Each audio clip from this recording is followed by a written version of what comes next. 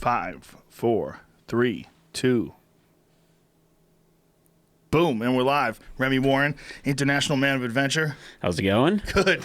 Good to see you, man. Good to see you. I purposely didn't ask you or talk to you about the grizzly bear attack because I wanted to save it. You want it? What is it like to have survived, literally being, 2 feet away from an attacking grizzly bear? Pretty close. Like you could have grabbed it. Yeah. Oh, yeah. Yeah. Easily. Oh, that was just nuts. It was one of those things. Okay, I've thought about it a million times. I'm sure. How long ago was this? That would have been early October or mid-October. So you've had 3 months. 3 months to kind of think about it. Yep. And yeah, man, it's just one of those things that I've thought about it so many times in my head. And I've always been, I think Steve was the same way, like, oh, it'd be pretty cool to survive a bear attack, get scratched up a little bit. After that experience, I thought to myself, if that never happens again, I'll be okay. Yeah, Steve used to always say, Steve Ranella we're talking about from the Meat Eater podcast, and he has a 2-part series on this particular bear attack.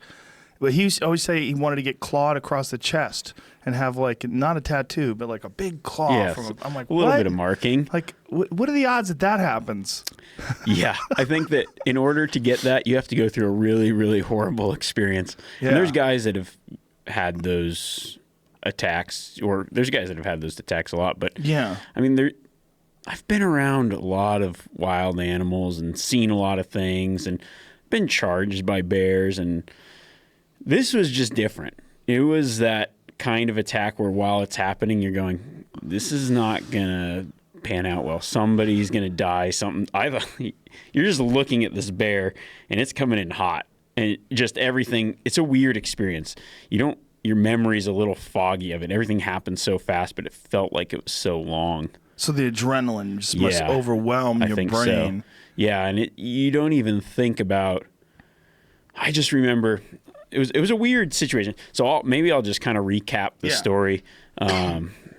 So we're on a Fognac Island, and we're hunting. And a Fognac Island is in off Alaska. Of Kodiak. Yeah. So a Fognac Island has some of the largest bears in the world. They're brown bears. They are big brown bears. They can be over 1,000 pounds. So we're hunting elk there.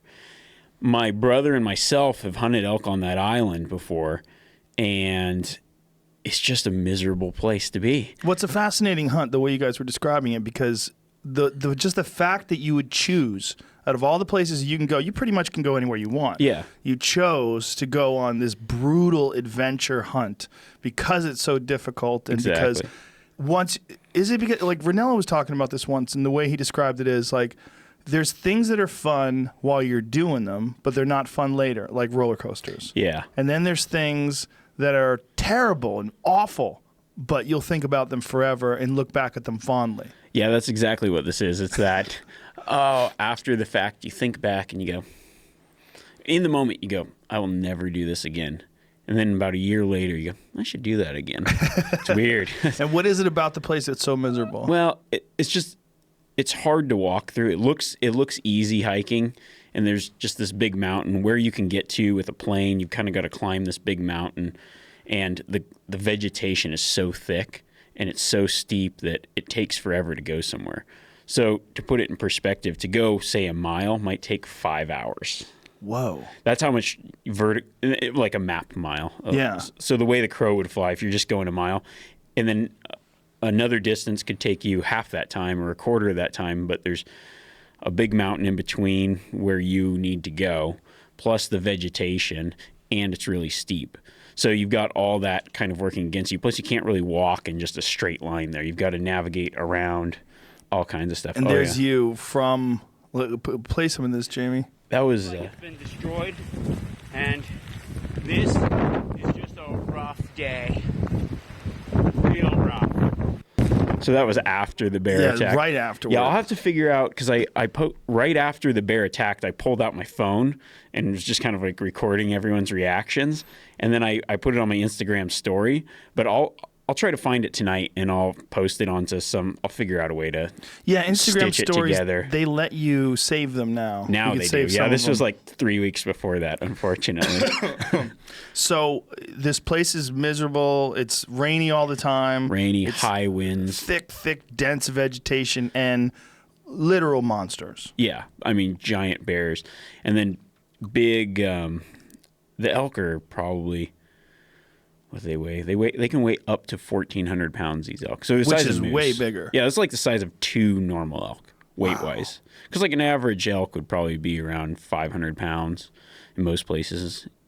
A really big one, like we were talking about the California ones at Tajon, sometimes can get to 1,000. Yeah. This is another 400 pounds bigger than that. Exactly. That's a lot. That's a big animal. Giant animal. And there's bears that eat those giant animals. So those bears are giant. The bears can be over 1,200, 1,500 pounds themselves. 11 feet or more. Yeah. 11 feet? 11 feet. It's nuts. 11-foot bear. No.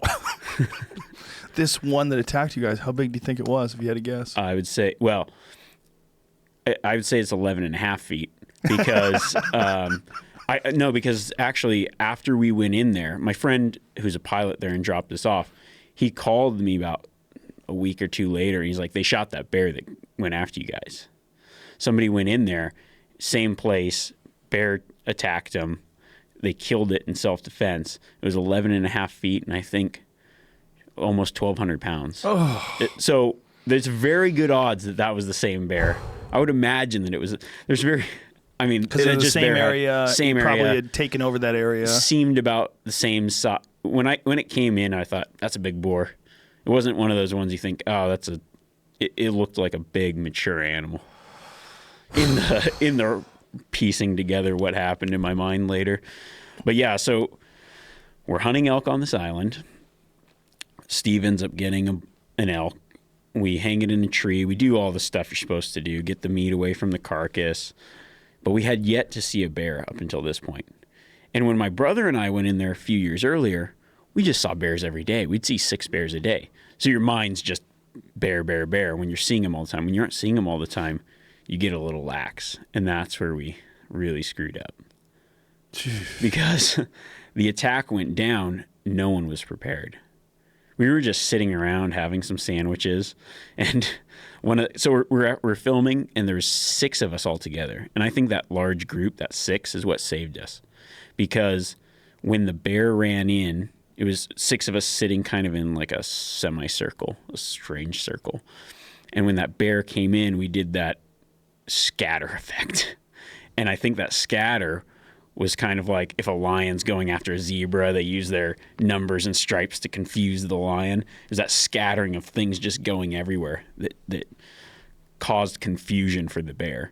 So I think the bear went in thinking, whatever's under that tree, I'm going to kill it. And it thought it was one thing. And then when we blew up into 6 different pieces, it just tried to kill everything at once and couldn't actually get one person. God, that's so lucky. Yeah, it was crazy because we're sitting down. We decided, we'll have lunch before we hike back because the day before we hiked a long ways. We got back to camp at 3 in the morning or something. I can't remember, 2 or 3 in the morning. We'd barely eaten. So everyone was just thinking, let's have lunch, regroup, hike out. So Pat, one of the other guys that was with us, brought the jet boil to boil up some coffee. So I was going around collecting water from everyone to get coffee, going around. And when I sat down, I took my pack off. And the whole week I'd been doing this thing where I take my pistol from the pack belt and put it on the holster on my body when I drop my pack.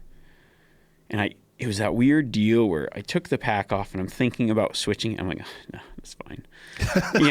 And I thought I'll just sit, because a few times I'd set my pack down. I was like, I'll just sit, I'll lay on my pack like as a chair, a backrest, and then I'll flop have the pistol right there. So it's within arm's reach and I'll be sitting there. Well, I go around and get the water, and then someone had moved kind of where I was sitting. So I sit down across from the pack where my pistol is. And then I was thinking about, hey, hand me that pistol, but I just was like, man, you don't want to be that guy. Like, oh yeah, the guy that needs the pistol all the time. Yeah, exactly. Right. Not everybody had pistols.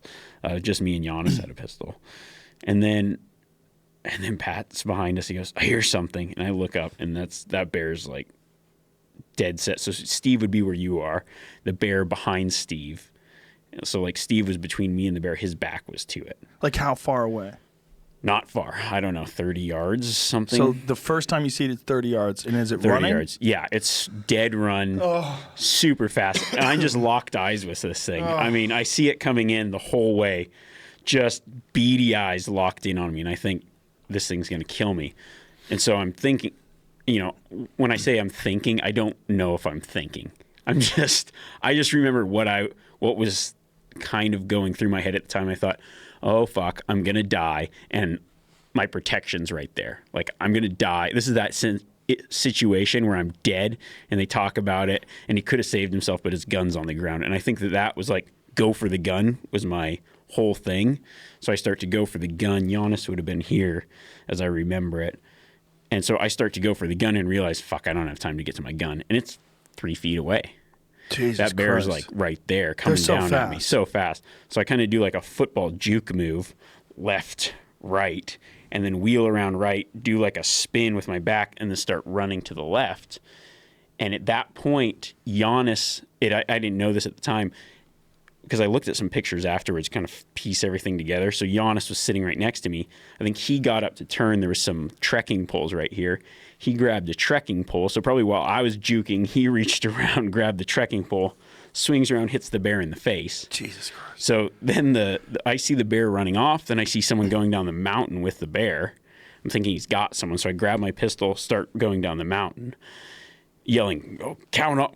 I guess I yelled count off, and everyone's like, 1, 1, 1. I'm like, oh shit, who's missing? Right. And then Garrett pops up out of the bushes, and his eye, he's like wide-eyed. So Garrett, aka Dirt Myth, was yeah. the one who was on top of the bear. Somehow he's on the bear's back. So I think when the bear wheeled around, he like hit him, and he ends up on the back. So I saw just legs and bear going down the mountain. I saw his legs on the back of the bear. So somehow. You thought like maybe the bear had him in his jaw. Yeah, that's what I was thinking. Wow. I mean, who would think you'd be riding a bear?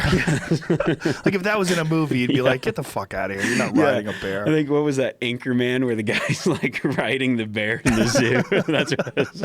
It's exactly like that. Oh my God. Yeah. And then we kind of circled up around the tree, and the real scary part was that bear. So it was so thick you really couldn't see. I mean, you could see maybe as far as the wall is from us. What was that? With the trees. 8 feet, yeah.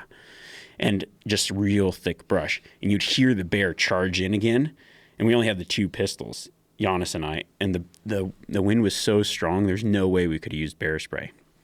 So we hear the bear charging in, and me and Giannis are like pistols out, ready, waiting for this thing to pop out at point blank range. Ugh. And then and you were yelling, bear, bear, hey, hey, hey.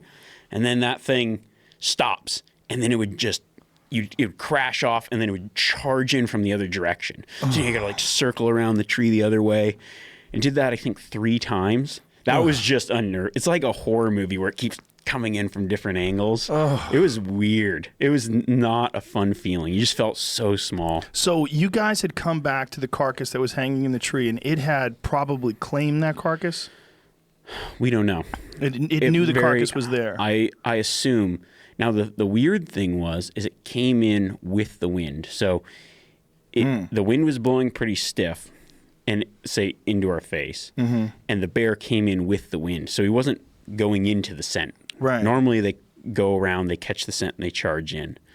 So I don't know if he had heard something, if he was there. We saw what slightly looked like bear sign. Both Steve and I kind of pointed it out, but we were thinking maybe it was something older. When you say bear sign, you mean bear shit. Yeah, bear shit at the base of the tree. Yeah, and so I think, we did some things that were wrong, but in the instance, what saved us all. Now, if we were to do it 100 times over, I would say I would do it differently, but it worked out how it worked out. So I obviously wouldn't. I would never opt to just have nothing and have this weird scatter effect. Yeah. But I think that what saved anyone from getting hurt, which is a miracle, was the fact that when we scattered, it just confused that bear, because he kind of had this look after he started wheeling around, kind of like trying to pick a person, trying to go, and he couldn't target one individual. And then things started hitting him, and somebody's on his back, and I think it just freaked him out. And he went off to regroup, keep charging back in, but never made that full charge all the way back in again. Wow. That's crazy. How many people have ever gone through a bear attack unscathed like that in a group of 6? Yeah, and the thing about it wasn't just a bear attack, but looking at it later, had someone even been grabbed and mauled, not to death, but injured, I think that it would have been very unlikely that that person would have survived, because the weather that came in was so bad. I don't know if it was 100-mile-an-hour winds. I mean, you aren't getting rescued in 100-mile-an-hour winds, I wouldn't think. Right. I don't know. Those Coast Guard helicopters, I'm not really sure what they're capable of. Maybe someone would say, yeah, we'd go, but that would be a very hard thing. The gusts were so bad. When we came back over the ridge to our camp, now we're all on edge. You just want to get back to camp. To put it mildly. Yeah. And then, of course, we see bears on the way back, and we're like thinking, is this bear going to follow us? How many bears did you guys see on the way back? One other. So we saw a bear on the way back. A different one? Yeah. Smaller, but still. After that, you're thinking, now, before that happened, we're thinking no bears will attack us. After that happened, we're thinking every bear will attack us. And we start to go over the ridge back toward camp. I think at that point, I was in the front, Steve and someone else was behind me. As we go over this little saddle, the wind hits and knocks the first 3 people over. Whoa. One of the guys had like a pack cover on his pack, ripped that off and just sent it in the Never Nevers. I mean, it went up and it was crazy. I've never seen anything blow away like that. It just went flying. So then we get down, the winds are gusting, the rain's pouring. We look down, the two main tents are destroyed. Steve and I's tents are, flopped down on the ground. I see somebody's sleeping pad blowing away, sleeping bags getting soaked. So now we have a real situation of hypothermia. If the bear didn't get us, this hypothermia might, and we now no longer have a camp that we can just go to. So we've been attacked by a bear. Our camp's destroyed. We get down there. One of the tents is jacked up. We take all the camp down, relocate behind the spruce, gather up everybody's stuff. Most of the guys' sleeping bags were wet. We end up restringing the bear fence around this new camp. This is after you've just had a full day and been attacked by a bear. And by bear fence, you're talking about one of those electric fences? Yeah, it's a little electric. How do those things work? It's a battery-operated deal. You run electric fence. It's ribboned electric fence, just like a cattle yard would have. Mm-hmm. You run that around, and then it's just off of, I think, 6 D batteries. That's it? Just pulses. Yeah, and it tingles just a little bit. It doesn't really, if you touch it, it doesn't really light you up. So I think I don't like that feeling, especially if they got their wet nose. They might feel it with their nose first and it shocks them and gets them to run off. Hopefully. Yeah. I don't think I'd cuddle up with a dead carcass inside that bear fence. I don't trust it that much, But yeah, it was just a nuts day. So how did you guys eventually set camp back up? So there was a spruce that we were using, and we got behind that spruce tree and then put one of the teepee tents up, kind of tied it off to the spruce. And then Steve and I had 2 small backpacking tents that we put underneath a few of the limbs, cut out some limbs and got up under there. And it's still 100-mile-an-hour winds. Yeah, 70 to 100 and something gusts out there. And then some of the guys, we'd actually cut wood and stashed it under the tree earlier, so that was good. We had semi-dry wood, and we dried some out in the tent before, and the tarp had kind of fallen over it. So we had a little bit of dry wood. After maybe a couple hours, we were able to get a fire going inside the tent. And then they could dry out some of their sleeping bags and stuff like that. Jesus Christ. Yeah, it was crazy. How long did it take before you guys got off the island? So what was it? I guess it would have been the next day in the evening. Did you get any sleep? Yeah, I slept pretty hard. Wow. I was ready for bed. But how could you sleep knowing that fucking thing's out there? Yeah, it's not like that. For me, it was kind of, I was thinking, that was awesome. We survived. When it's over, you're fine with. I was fine with it.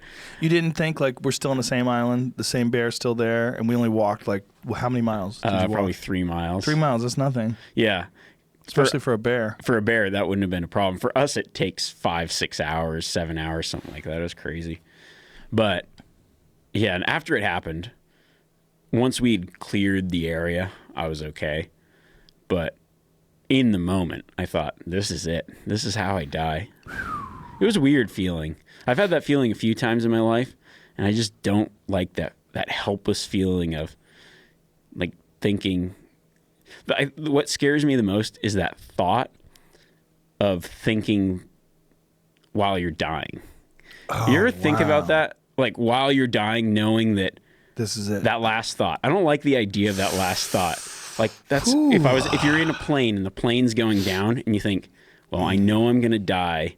There's nothing I can do. And those thoughts that go through your head, I don't like those thoughts. I think I'd rather just not see it coming because those thoughts are the worst part. I've thought of that before. Like, how do you deal those thoughts with the feeling right before the plane hits the ground? Right. What happens? Or your parachute doesn't go. And that's the same with the bear attack. That bear's coming in.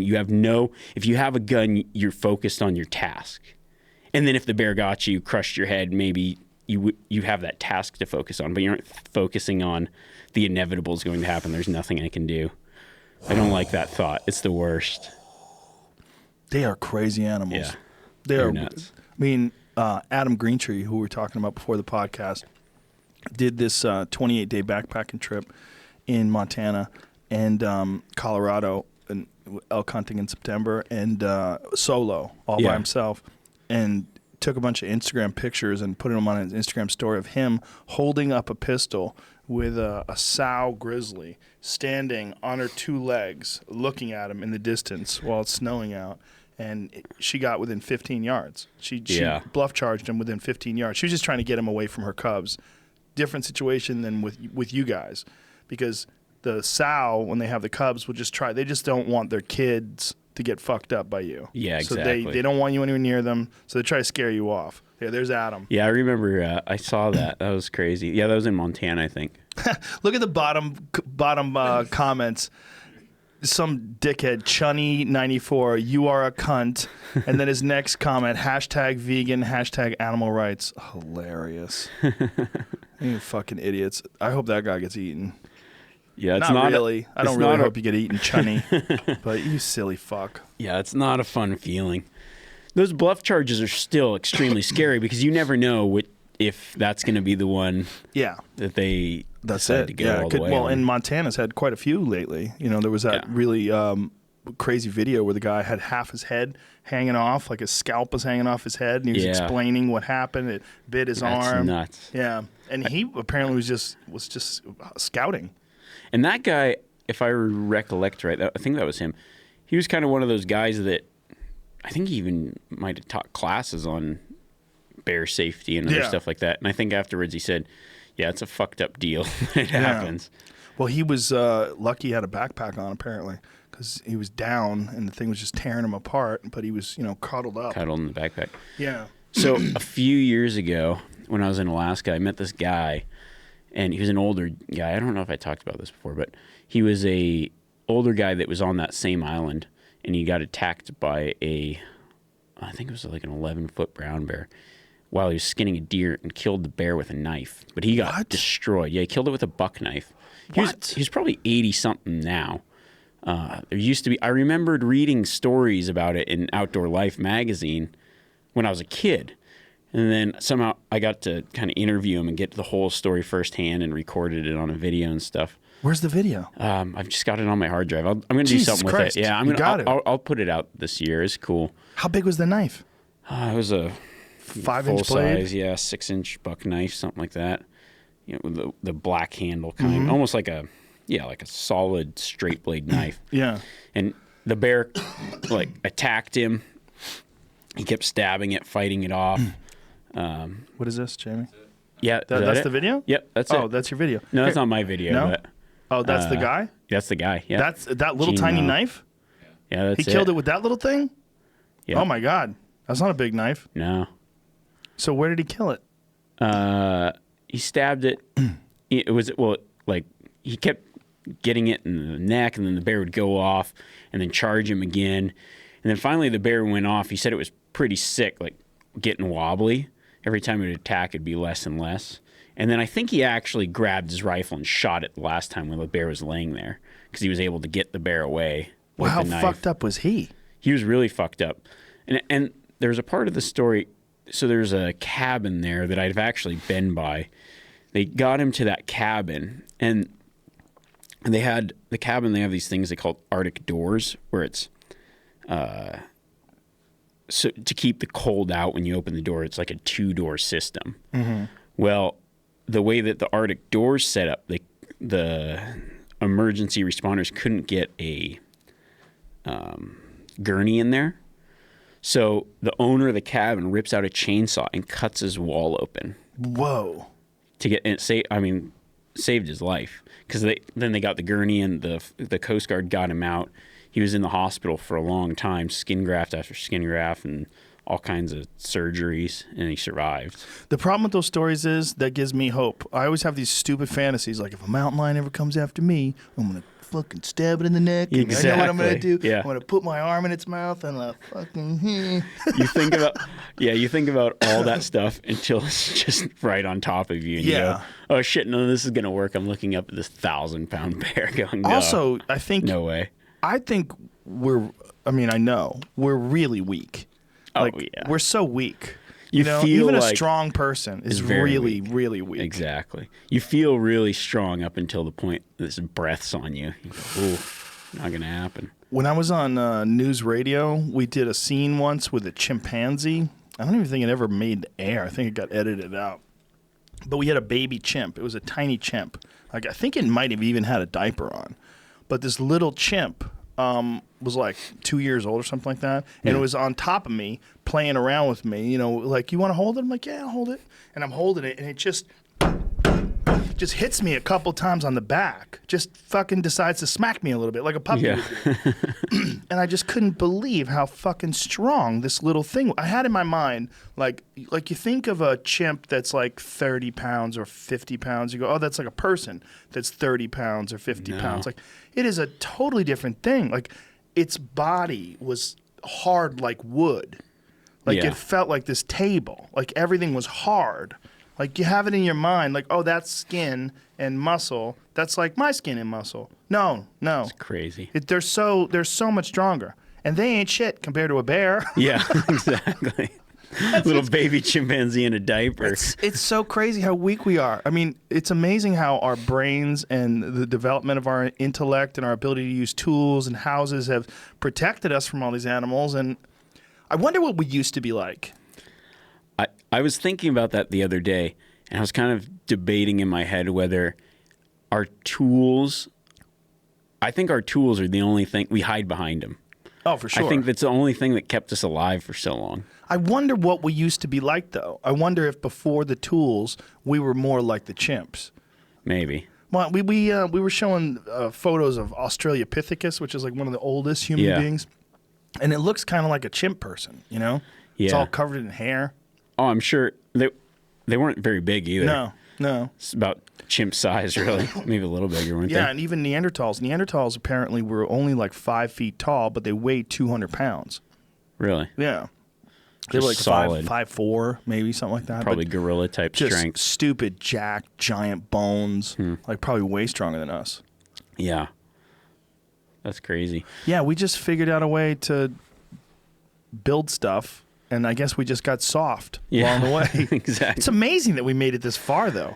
When you think about bears like that and all the various animals that we must have encountered along the way. I think that's why when the pioneers came west, they thought, let's get rid of all the bears. That's why I see why they got rid of the bears. Yeah. Imagine those guys back then cruising across the plains and constantly being attacked, constantly.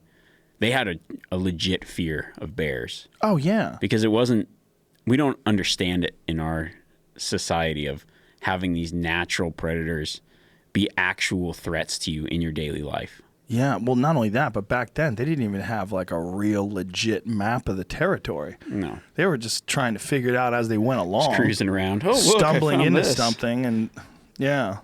Well, the last guy in California to be killed by a bear, they named a town after him. It's out near Bakersfield. It was the last guy in California to get killed by a grizzly bear, which is interesting because that's the California state flag. Yeah, has a grizzly bear on it, but we killed all of them. Yeah. They're like, fuck this. Well, I feel like the California grizzly bears, this is just from my opinion, they would have been semi-coastal, so they would have been very similar to the brown bears. With the mild climate, they probably would not have needed to hibernate. Like, they would have been very large bears. We should reintroduce them, though. I'm all for that. Well, I think there's probably some people that would agree with you. Yeah. You know, a lot of the people that want to reintroduce wolves everywhere. Yeah, I say for everyone they reintroduce somewhere else, let's reintroduce a bear somewhere, you know, in the Monterey, San Francisco area where they naturally were. All those salmon streams. Jesus Christ. Can you imagine? I couldn't.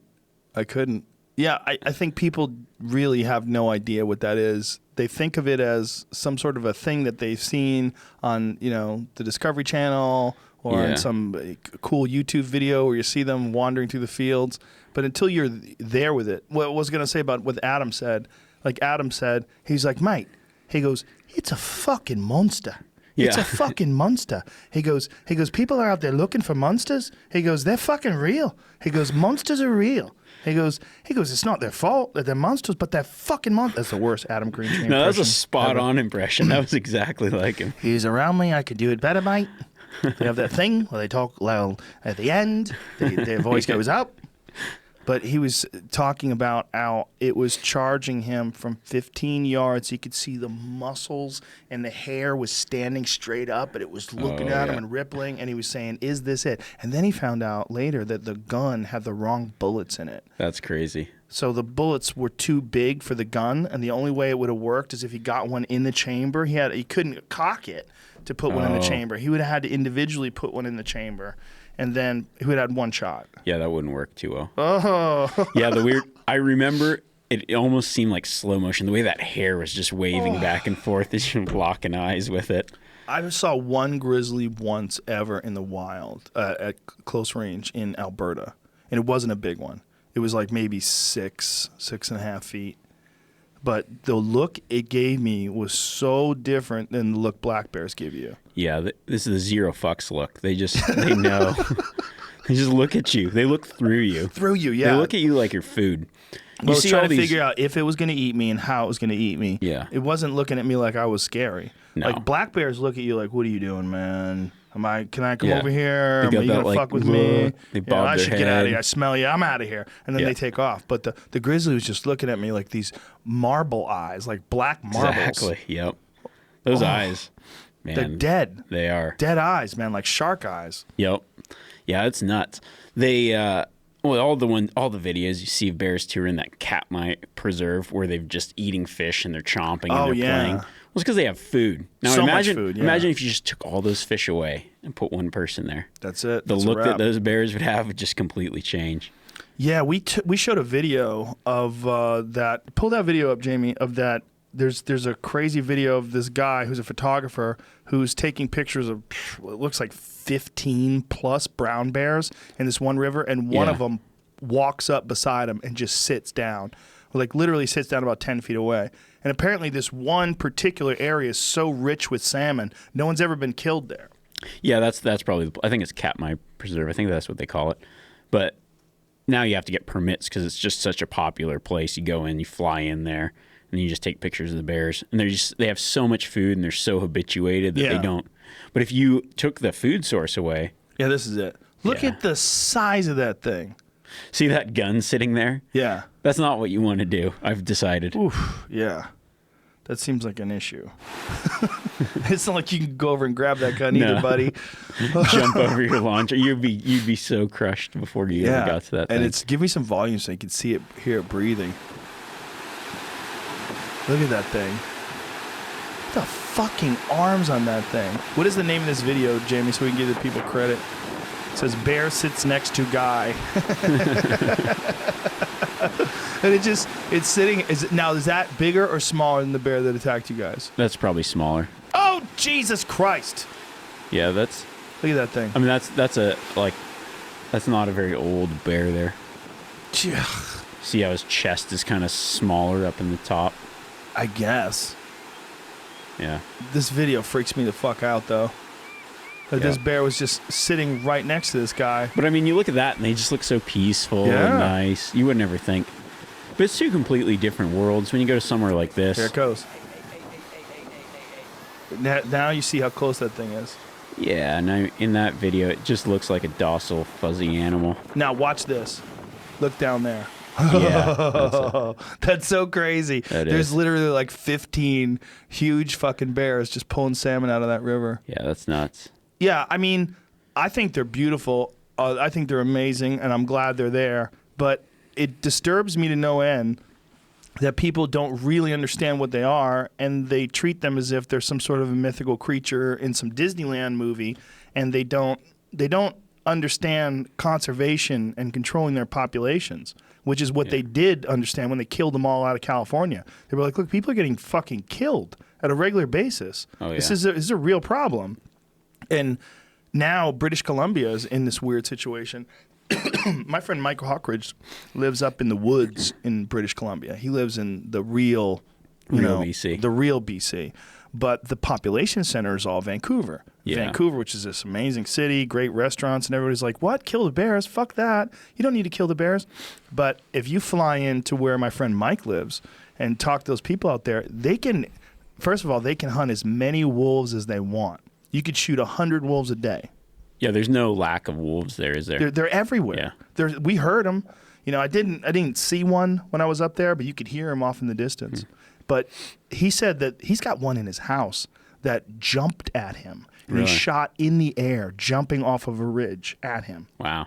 Yeah, he was making a predator call, and this wolf closed in on him and literally jumped at him, and he shot it in the air. So like in his house, he's got it mounted like this. He's got the wolf mounted like in the same position it was in when it was trying to eat him. Yeah, that's crazy. Like, wolves eat people. People have to realize that. Like, I love wolves. Don't get me wrong. But, once I started hunting and then I started really looking into wildlife conservation and then the consequences of letting apex predators get out of control, like, it's scary. Yeah. Yeah, the wolves I've never really been afraid of. But I did, one time I was in Idaho, it was springtime, and I heard something in the, it was like real thick brush again, and I hear something, and all of a sudden this wolf pops out like 5 or 6 feet away, just full dead run, and I like freak out, hey! I was about ready to kick it, and it veered off the path, and then and then another one comes running in, and I grab my gun and shoot into the ground. And that one was like from me to you. Jesus Christ. And it ran off. But I didn't know, my initial thought was they were just chasing each other playing, and I just happened to be in their way. But I don't know. You might have been lunch. Who knows? And maybe I scared it. Yeah. Because I had this. Well, they hunt them in Idaho, so they probably. This was before you could hunt them. Oh, okay. I was just, and I had I got my gun off after the first one, just thinking, well, I don't know what's going on here, but just in case something tries, John Dudley has a crazy story. You ever talk to him about it? No. He told it on the podcast, but there's a video. If anybody wants to listen to the actual story on the podcast, you can find it. But he shot a wolf. He shot an elk in BC. Yeah. And Alberta. I think it was Alberta. Shot an elk and didn't realize that where the elk went down was literally right in a wolf's den.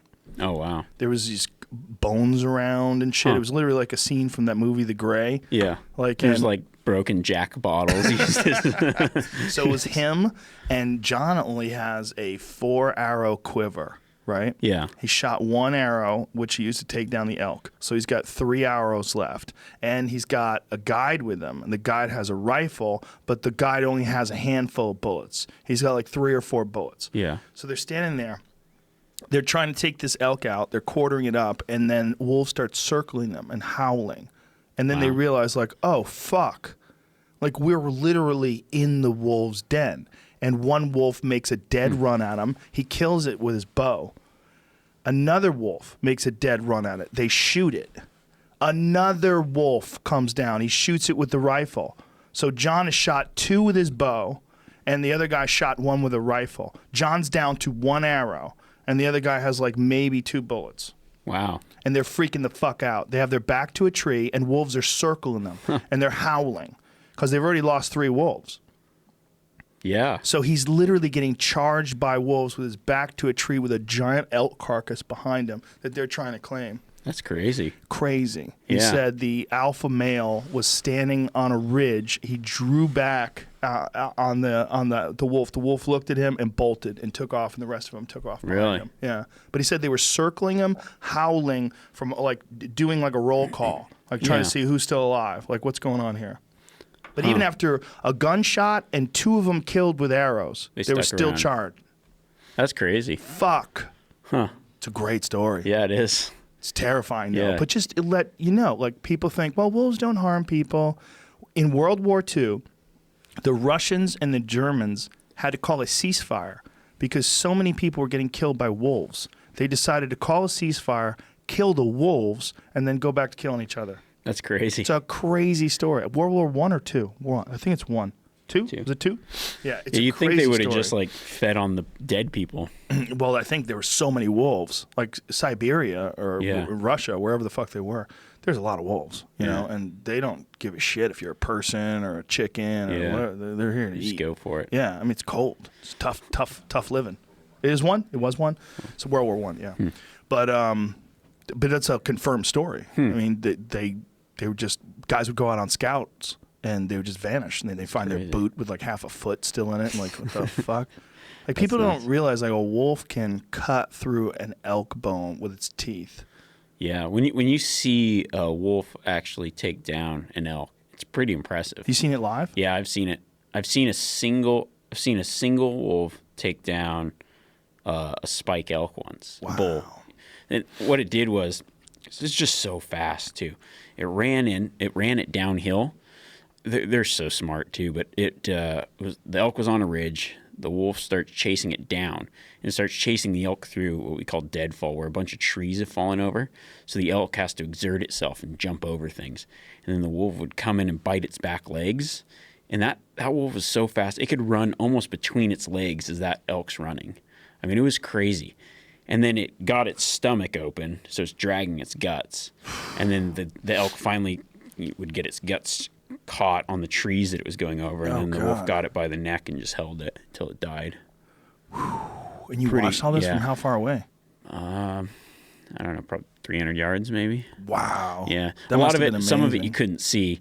You know, it'd be because it was a hill across from me, so you could see it. You'd lose it in the timber, then it'd come out in a patch, and then it was right below us, and then we just kind of backed out and left it to its Dudley devices. saw a grizzly bear swat a moose down with one shot. Really? He said the grizzly literally lifted up its paw, was chasing the moose, and slammed it on the moose's back and broke its back. Really? Yeah, that's how strong a fucking grizzly bear is. That's nuts. He said you couldn't. It's like to see it is one. Like to see it is one thing, but to try to describe it is like there's no way I want to describe. Because the amount of power that thing had in its paw, he goes, it just gives you a totally different perception of what it's capable of. You know, you have an idea. Well, the grizzly's big and the moose is big. It's probably kind of a brawl. Nope. Grizzly just swats it. Boom! Just snap. Just down. The moose just went like he got shot. That's crazy.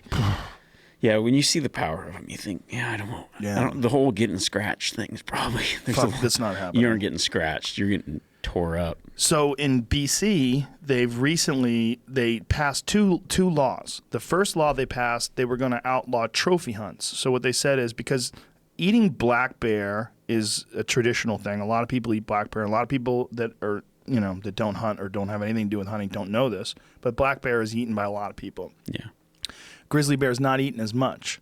But some people eat it. A lot of the indigenous people eat it, or what do they call First Nations in Canada. They'll eat brown bear. Some of them will. But they decided no more quote unquote trophy hunts. So you can't keep the skin and you couldn't keep the head, but you could keep the meat. Okay. So it was a weird law that got passed, and people were like, well, that doesn't make any sense because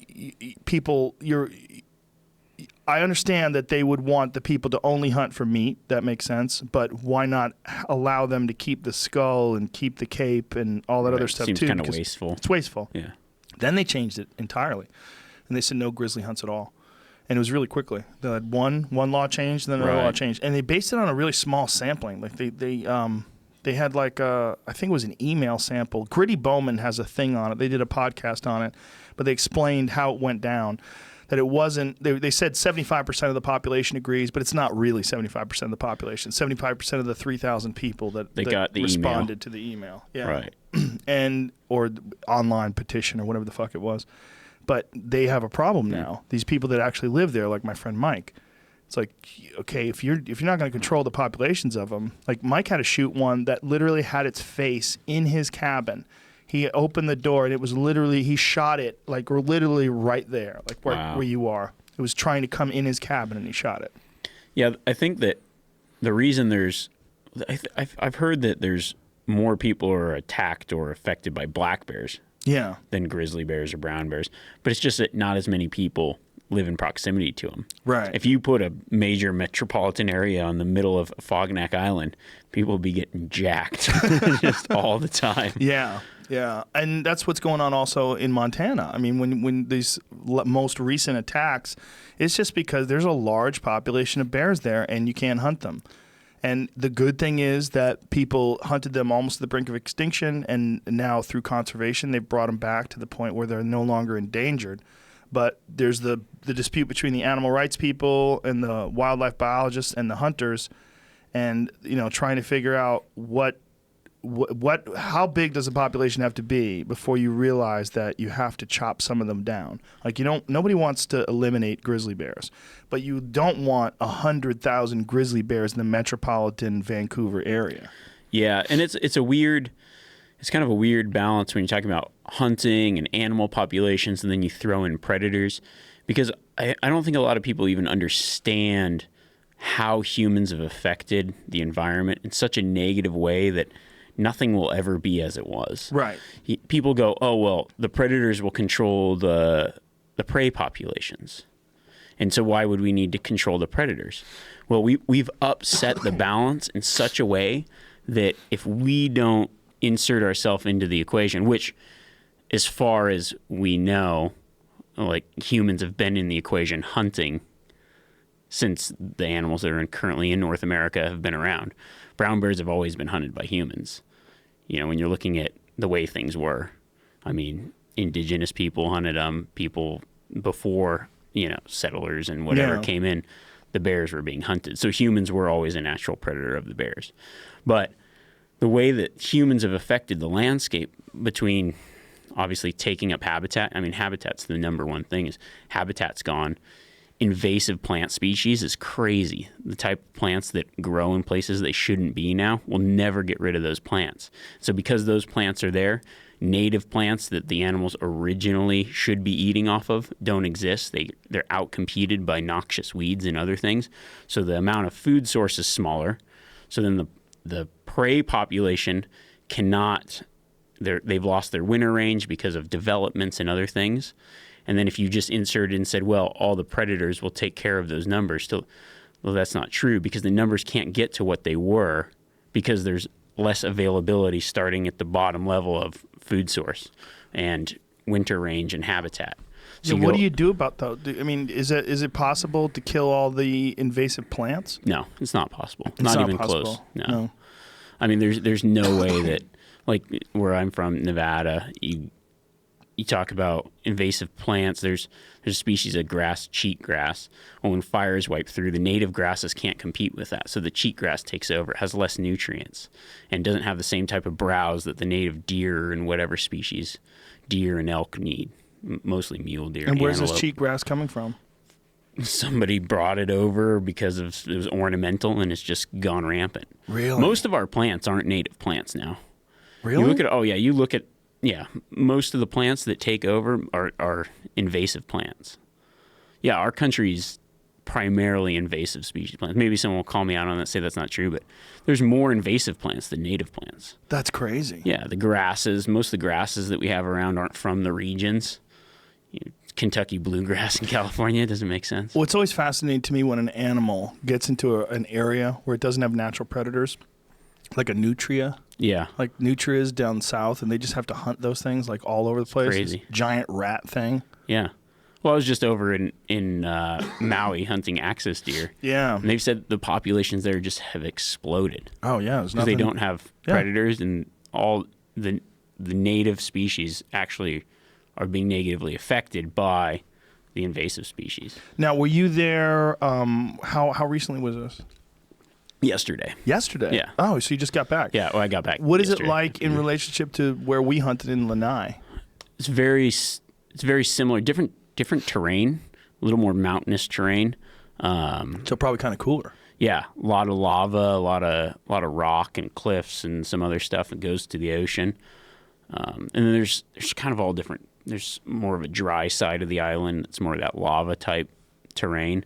And then you've got bamboo forests on the other side. Once the deer get into that thick bamboo type forest, they'll never eradicate them. Same with because just like the pigs and everything, they just can't get them out of there. Yeah, well, the good news is they've instituted a Hunters for the Hungry type program in Maui, right? Yeah, correct. Yeah. So one of my buddies that I hunt with over there, Robin, he started getting some of that rolling where they could go on the ranches, shoot the deer off, the excess deer, and then give them to people that need food. That's amazing. Which they should be able to. Sure. Why not? It's some of the best tasting meat there is. Yeah. And they're overrun with these animals. Yeah, that's an argument for hunting that it's really difficult for animal rights people to argue against, because you already have this invasive species that's overpopulating this island, and either you're going to bring in wolves, which is another invasive species, isn't that similar to what they tried to do in Australia? Yeah. I know in Australia they tried to bring in a bunch of, I wish Foxes. Adam was here. Yeah, they brought foxes and cats. But the foxes and cats, well, you've got these marsupials that are slow and lay eggs and don't run away. The rats hide and are fast. Yeah. Platypuses don't. Yeah. And ground nesting birds. Yeah, ground nesting birds, all that stuff. So they just hammer the native species, and then the invasive rats and mice still just take a toll on everything. Yeah, what is the Rabbits. solution to a place like Lanai other than hunting? I mean, you would have to give the deer birth control or bring in predators. Or poison. Or poison, I mean, which that's is what crazy. they use that. They use ferritox in New Zealand. Oh, God. Can you imagine? They use a poison called the ferritox is mostly for possums, but they use a poison called 1080, and it's cereal poisoning. So they essentially coat cereal, which would be like grains and rice and other things, with this extremely deadly poison, and then they just dump it out of helicopters into the forest. And it doesn't discriminate. No, it's doesn't not just deer discriminate. that are eating it. No. It's whatever's local as well. Correct, and you're putting. I mean, you're dumping poison. It's Yeah. crazy. It's going to get into the groundwater. Yeah. Yeah. I mean, That's so stupid. what kind of solution is that? And if you think hunting's bad, Yeah. that poison is not an easy death. No, it's awful. It takes a long time, too. Yeah. And the thing is, again, like you said, the meat is delicious. Yeah. And if they just had a program where they went to Lanai and just shot animals just for hungry people in Oahu or in Maui, and they could have a lot of amazing meals for people. I mean, Why not, and not even just here? What about sending that, freezing it somehow, sending it other places in the world? Yeah. Or doing that with other places, New Zealand, Australia, whatever, setting up programs like that. Well, people like that fellow that wrote cunt and hashtag animal rights and hashtag vegan. This is where they run into a wall, like an ideological wall. Like, what do you think should happen to wild pigs? Like, what do you think should happen? You think they should just go run rampant and destroy all the other wildlife?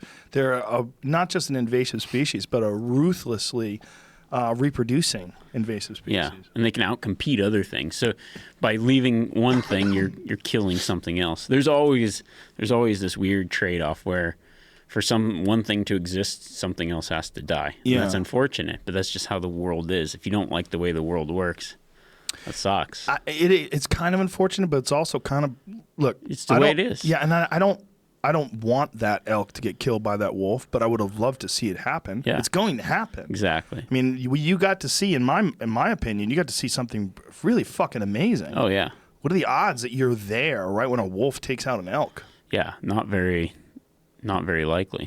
Yeah, Cam Haynes posted a few things. We did that UA elk hunt, the Under Armour elk hunt. It turned out good. Yeah, it turned awesome. out great. Yeah, it was great. But Cam posted a bunch of videos because a bunch of people were it's always a bunch of people complaining about hunting. Yeah. But he posted a bunch of videos about bears, and one of them was a bear eating a big grizzly, eating this elk calf while it was alive. Really? While the mother was off. Dang. Just 30 yards away, freaking the fuck out, and she's watching this big old grizzly just tear her elk cat, and it's going making weird noises while it gets mauled. And I don't want that to happen, but it's gonna happen, and it's not. I'm not happy that it's happening, but it's fascinating to watch. Like, and if I was there, I would definitely watch that.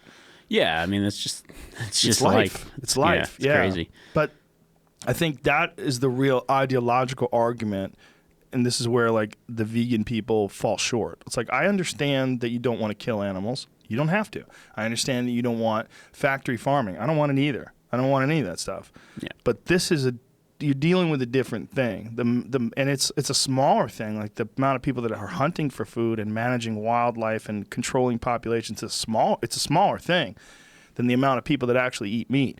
But to target that, you're literally targeting the one thing that's been thought out the most. Yeah. Yeah. Well, yeah, we've created these systems that we're okay with. Yet if you really look at it, it's fucking weird. Yeah. The whole farming of animal, we've done that for a very long time. But the way that we do it now is just some kind of different Factory. species. Yeah. It's different. You're putting things in your body that shouldn't be there. When you can go out, I could go and shoot a caribou that's only been eating native type grasses on the tundra, and it's completely wild and healthy. And my body even feels different when I eat that sort of stuff. Yeah, same with elk, right? Yeah. And I get their argument that not everybody could do that. You're right. Yeah. Not everybody can. But guess what? Not everybody's going to do a lot of things. It's hard to do. It's not an easy thing to do. It's not easy to get a bow and arrow and go into the mountains and find an elk and shoot it and then pack it out and bring Exactly. it. Most people are they're not going to do that. No, and I think if you really, well, I think it was kind of cool. This last week, I took my fiance hunting. It was her first time hunting. Really? Yeah, I mean, where she was hunting. Oh, okay. So she's been with you before when you were hunting? Yeah, but you're like, when are you doing? Are you done? Yeah, exactly. When are we going home? But over the years, she's seen me go, okay, she gets it. She enjoys eating the meat. She has always, when we first started dating or whatever, she said, oh, I can never kill anything. And I understood that. Not everyone can. But through the process of watching what I do, the respect that I have for the animals, going, okay, this isn't as bad as I had always thought it was. Not that it was bad, but and she gave it a try and just okay. And then when the first time she killed something, she cried a little bit, but immediately after she was like, I'm actually really excited. I'm really happy that I got this deer. And then last night we cooked it up for dinner when we got home. She's like, it does taste better. I was like, yeah, because this is your deer. You provided this meal for us. This is your animal. Now you're a part of it. It's not, you didn't go buy that. You killed it yourself. You knew what that deer was, and you just respect it a lot more now because you were a part of that process. You had to struggle a little bit. We almost didn't get one. You went through the whole thing of, the whole process of it. It's completely different. It's just a different thing that when you're eating the food. Yeah. When you buy a steak from a supermarket, you have zero connection with that other than the fact that you had to work to pay for it. You go to a restaurant, you have even less because you're not even cooking it.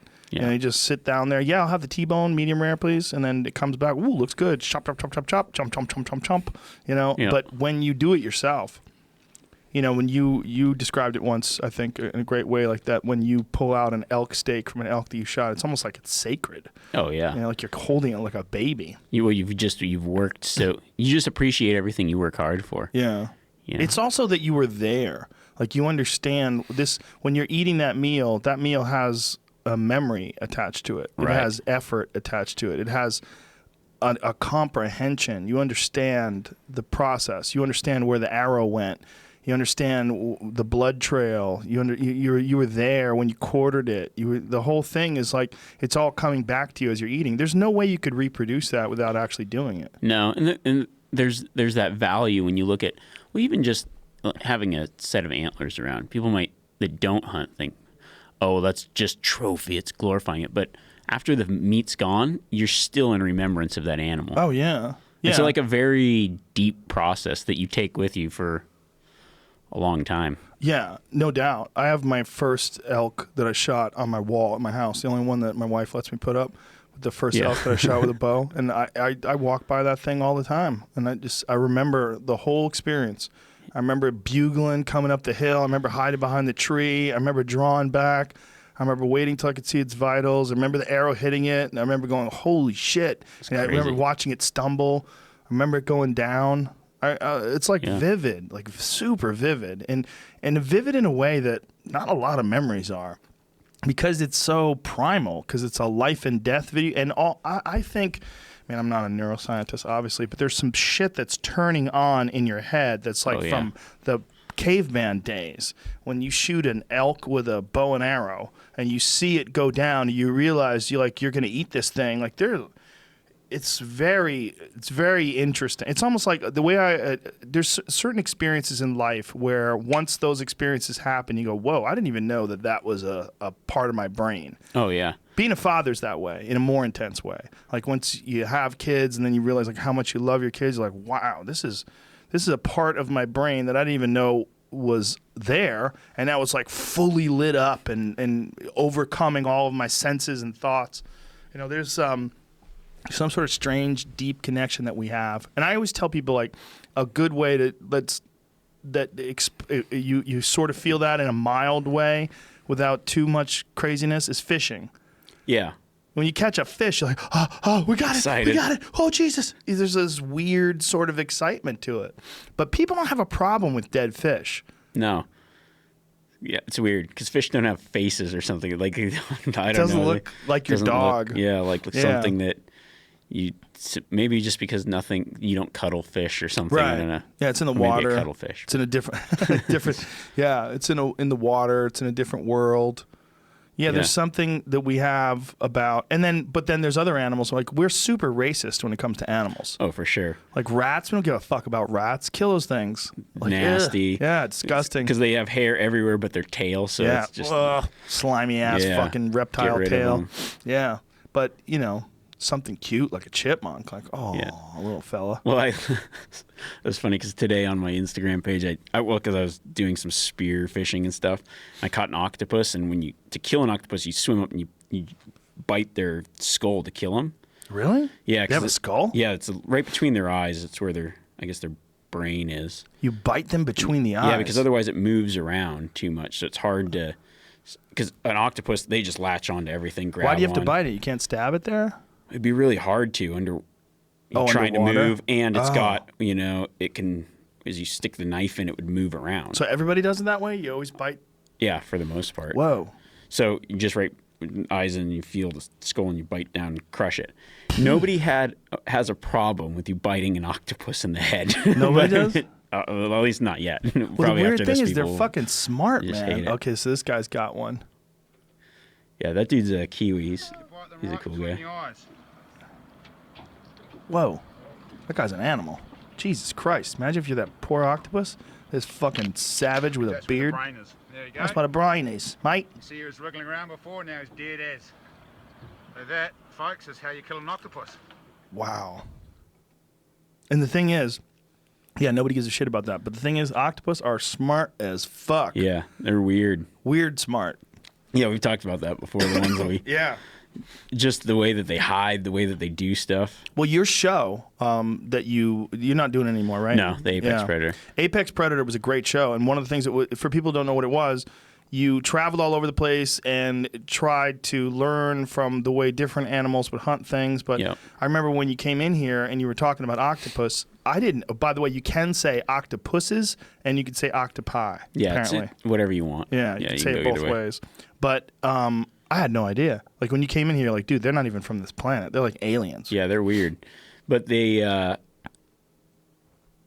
smart. But in the ocean, they're definitely at the bottom of the food chain. Are they really? But they kill sharks. Well, the big ones do. The little ones, everything eats them. Really? Everything? If you're an octopus, you are a savory dish for every fish, I guess. They are quite delicious. Yeah. When you're fishing, that kind of octopus for bait works better than anything. Really? Yeah, these fish, that's actually how I saw the one that I got. I swam down to go shoot a fish, and he was like pecking at it because they get into the reef and they'll just keep going for it till it gets out of there. Spearfishing is supposed to be really fun. It's like hunting underwater, right? It's really fun. You'd enjoy it. I think you'd dig the whole. You got to go. One of the best things I've ever done in my life was that free diving, essentially like a free diving class. Mm-hmm. But that's one of the coolest things. I guarantee you'd be able to hold your breath for 4 minutes or so, and after you do that, you think, "Holy shit, I can do anything." It's weird. It's a weird feeling. That was one of the coolest things that I did, and I did it on that Apex Predator show. That's what I did it for. But then since then, I've been doing quite a bit of, as much as I can, try to go diving and spearfishing. And the first time you held your breath, you couldn't hold it that long, and then they told you how to do it. Just a minute? A minute and a half, something like that. So what was the difference? It's all mental. Really? Yeah. So what do they tell you to concentrate on? Just the fact that you aren't going to die, key, and relaxing. When your heart rate starts, it's more about just controlling things, controlling your heart rate and other stuff. I'm no expert, but there's people that really have been spearfishing and diving as much as I go hunting. But I try to learn as much as I can when I'm out with people that know what they're doing. And it's just a cool experience of being underwater, and you get that little bit of a panic, and you start to use your oxygen, and then you just try to relax, and you just can stay longer. Whoa.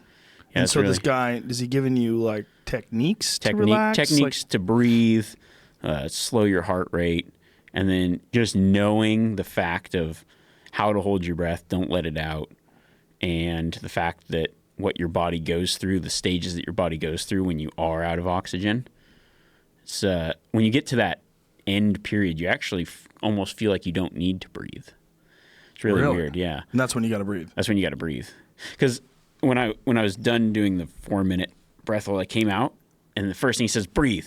Like they tell you like exhale and breathe. Because I got up and like, oh yeah, and then I'm like, oh yeah, shit, yeah, I need to breathe. Wow. Yeah, it's weird. So is it sort of like hypothermia? Like as you get really, really cold, you start heating up? Oh, like you feel the opposite? Yeah, like when people are dying of hypothermia, one of the things when they find them, they take all their clothes off. Yeah. Yeah. It could be something similar to that. Wow. I don't know. Yeah, so when you hold your breath and you take like, why is it better to hold your breath than to have no breath in and just not breathe? Because your body needs the oxygen. So the you're oxygen using from oxygen. A big breath, like, yeah. That's better to just hold that. Yep. Because I was wondering, like, what is the record for exhaling? Is all your air and then holding your breath before you take another deep breath? Wait, exhaling all your air? All your air. Like taking a big deep breath, exhaling everything, and then holding it while you have no air in your lungs. Like, how long can you go? Not very long. Really? No. You're saying you breathe in, you breathe all the air out, and then stop? Yep. Oh, a few seconds. Really? Yeah, you wouldn't. Well, I mean, not before you die. Not a few seconds, but like maybe a minute. With no oxygen? Yeah, before you black out? Yeah. Well, I don't know if it would be that long. Yeah, breathe everything out and then do 10 jumping jacks. Oh, yeah, you're fucked. Yeah. You know what I mean? Yeah, then there's no way. You'd burn it out totally. Yeah.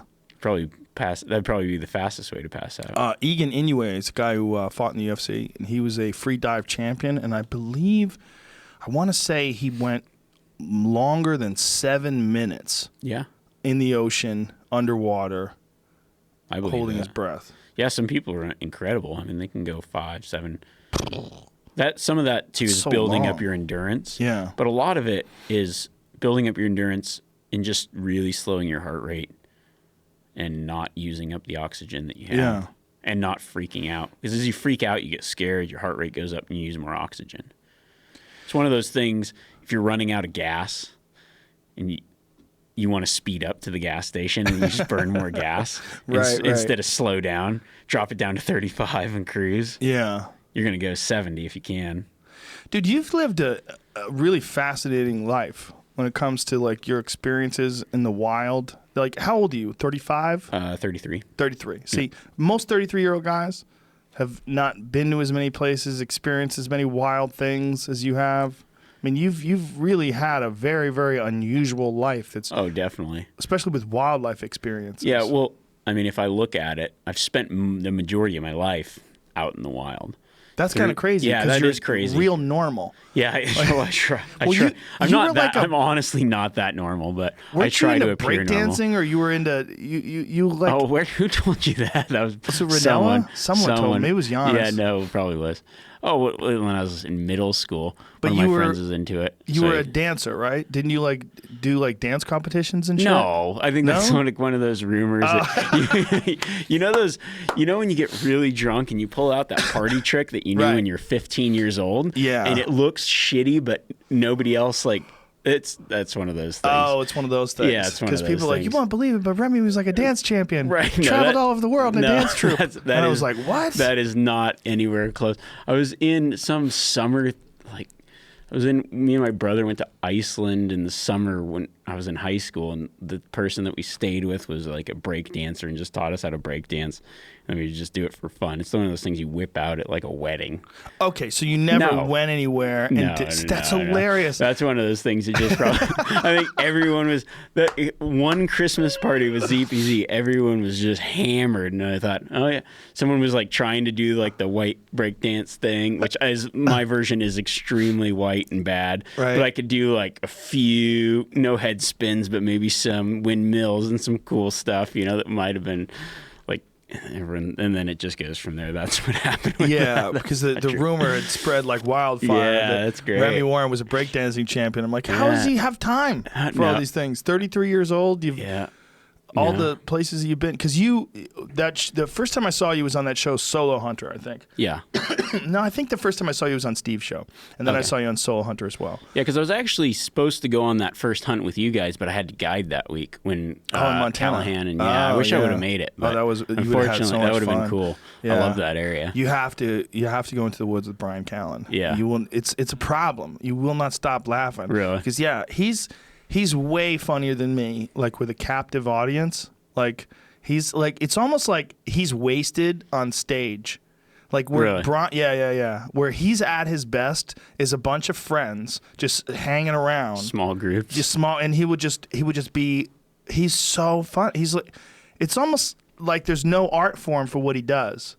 It's like he can take it to a stage in front of a bunch of strangers and 300 people and whatever on a crowd, and it'll be really funny. Don't get me wrong, his stand-up is really, really funny. It's one of the best stand-ups in the country. But it's not as funny as when you're alone with him in the woods. He did this thing about, he had a character that he created called the Ravine Comer, where he would jerk off in ravines. It sounds so stupid, but when you're there and you're in Montana and it's fucking 9 degrees out and you've been sleeping on the ground for 5 days and hiking around miles every day, and you're kind of half out of it and laughing, and we're in the middle of quartering a deer. And he just starts, guys, let me tell you what I do. This is what I do. And he just starts like pretending, he pulls his pants halfway down like he's jacking off into a canyon. It's I'm not doing it any justice. People are like, that's so juvenile. It's definitely juvenile. It is.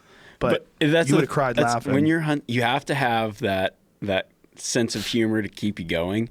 And there's guys like that. Just when you're out there, there's certain things that are just extra funny. I don't know what it is. Maybe it's because you're just.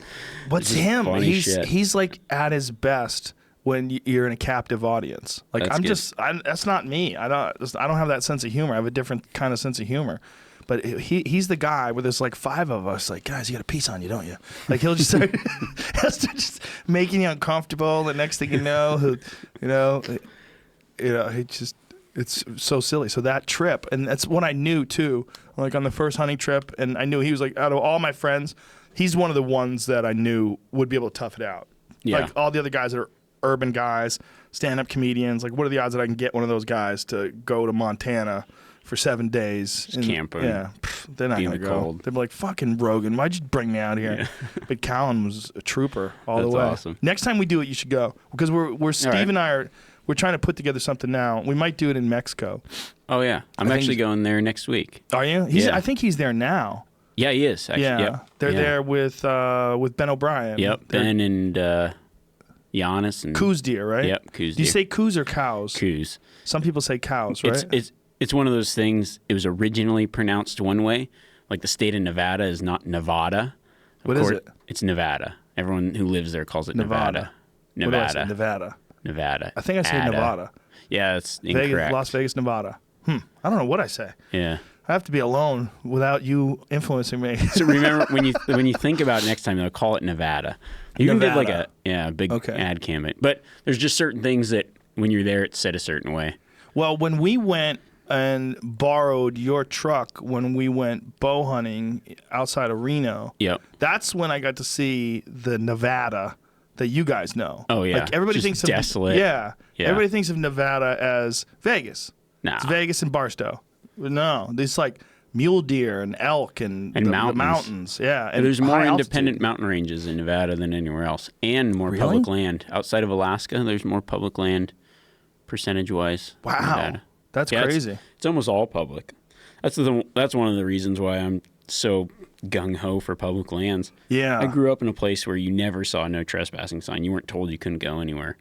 That's amazing. It's like the anti-Texas. It is the anti-Texas. Yeah. Nothing wrong with Texas, but it's all private. Yeah. It's weird. There's probably some public land where guys hunt in Texas, right? It was public, but they sold it all off. Did they sell it all off? Yeah, the state's got the land, and they just sold it off to people. The state hardly has any land. That's the worry for places like Utah, and where they're shrinking their monuments, and they're starting to sell off rights for drilling and mining, and people are really concerned about this administration and what they're doing with the environmental protections. Because today Trump signed some new thing allowing for offshore drilling, like pretty much fucking everywhere. He just went, see if you can find that. But it's just, it's rolling back all of the environmental protections from the Obama administration. And his idea is like economics trumps, wrong word, right? Trumps environmental. And then what we really need is to just maximize our ability to earn money. Yeah. Trump moves to open nearly all offshore waters to drilling. Nearly all offshore waters to drilling. That sounds so fucking crazy. If you see the BP oil spill, like how many of those can we endure? Yeah, there's a lot of scary stuff when it comes to the environment because we only get one. There's only one Earth. Yeah. That's why we're so interested in Mars. Like, why don't we just figure out how to manage the shit we got?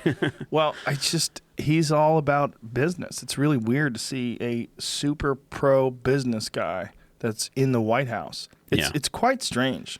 The whole thing is it seems surreal. Like every couple of days, I'll look at the paper and it says President Trump, and I'll go, oh yeah, that guy's the president. Yeah. That's why for what I do, I just get to unplug for very long periods of time. But that's not even the right way to go about it sometimes, because then there's things that affect me and what I love, and of course, and then I get hit blindsided by it because I'm gone and I'm out in the woods enjoying what I like, and then I come home and everything's gone. Do you have a hard time relating to a lot of people your age that don't experience the things you experience? Because your life is so vastly different than the average 33-year-old guy. No, I mean, I think people respect if you're really passionate about something, if you were passionate about something that isn't even non-hunting, at least I'm like, well, I give you respect. You're passionate about it. You're doing your thing. And I think a lot of people get that with me, whether they hunt or don't hunt. I can relate to anybody because everybody's kind of passionate about something. Well, there's that group of people that have no passion, and you're like, well, okay. I don't those poor relate bastards. with them, but I feel like they were raised wrong. Yeah. Somebody didn't come along and introduce them to something when they were young. Something. I mean, everybody's got their thing. Yeah. If your thing is whatever, video gaming or whatever, that's not my thing, but if you're cool, if you like it and you're passionate about it and I can tell that, then we can have a conversation about it, because I think that's cool when people are passionate about something. Oh, yeah. I mean, it's very infectious. Yeah. I watch people make furniture. I don't want to make furniture, but I watch people that are really into furniture. I'm like, fuck, that looks awesome. It does. There's something exciting about it. My like Instagram feed is like woodworking stuff. I'm like, I don't know. It's just like the people that are really passionate about woodworking. It's cool to see them build stuff. Yeah, I can get into that. I like knife makers. Yeah, that's cool. I love watching guys like forge blades and hammer them down. It's just, there's something about tactile, just actual physical things that you're making and changing. Yeah. I'm fascinated by that stuff. Yeah. Yeah. So it doesn't mean if you do it or whatever. I think everybody can relate on some level to things that they're into or their passions. I'm sure, but what you've done is pretty unique. Like I said about that show, Solo Hunter. I remember watching that, like, whoa, this guy goes out there. Yeah. Like, you're out there by yourself. You don't really have a lot to save you. No, that's my thing is I don't know. me and Steve were actually talking about this on that a Fognac hunt, and it was before the bear attack, but it was just real shitty weather, hard hiking, and I'm just loving it. You think you'll ever get sick of this? You just want to go on a ranch somewhere and drive around and not kill yourself. But it's a different. That's my thing. Mm-hmm. If I have two options, option A is just this: go hunting in a place that there's very few animals and you probably won't have any success, and it's just really shitty weather and it's tough and big mountains. Or there's this one where I'm guaranteed that I'll get some big animal and I'll have a lot of encounters and I can just drive around. I'm going to choose the really hard one. And it's just how I am. I like that. It's like a masochistic thing of, I like to struggle. I like to hurt for it. Like if I'm going to kill an animal, I want to have had some kind of struggle where I feel like I've earned some respect. Like, I don't know. It's like my payment. I had to work for it. It's my payment to the animal's life. It's a weird... It's just my thing. Don't you feel like also it's because you've had so much success? It's not like you're hurting for meat. Right. You know, it's not like this is like a desperado meat hunt. Yeah, and I think that that's part of it. Because sometimes I might go, if something's too easy, if I go somewhere and I think, oh, man, this hunt's too easy, then I'll look for an animal that might be bigger or harder to find or a certain one just to give myself some kind of challenge. And that was part of the thing of filming myself while hunting and going out there is that added challenge of being alone, the added challenge of filming myself, all those challenges just to, create that experience of the struggle of it, I guess. It's like I crave that struggle a lot as well. It's a weird thing to crave. Weird, but I think a lot of people do that. Yeah, different stuff. It's like exercise. It's like I firmly believe that a person who doesn't struggle with anything is going to be a miserable person. Because I don't think you're really going to truly appreciate relaxation. I don't appreciate relaxation unless I work hard. If I come home from the gym, I work out hard. I worked all day, worked out hard, come home from the gym, I'm fucking exhausted, and I can put my feet up on the couch and I can enjoy a TV show. I can really enjoy it. It's one of the only times I can. Because if I wake up in the morning and I eat breakfast and I turn on the TV, I'm like, why the fuck are you watching TV? Shut this shit off. Right. Go get something done. Yeah. But if I've already done, I think... it's the reason why people like working out hard is because your body desires struggle.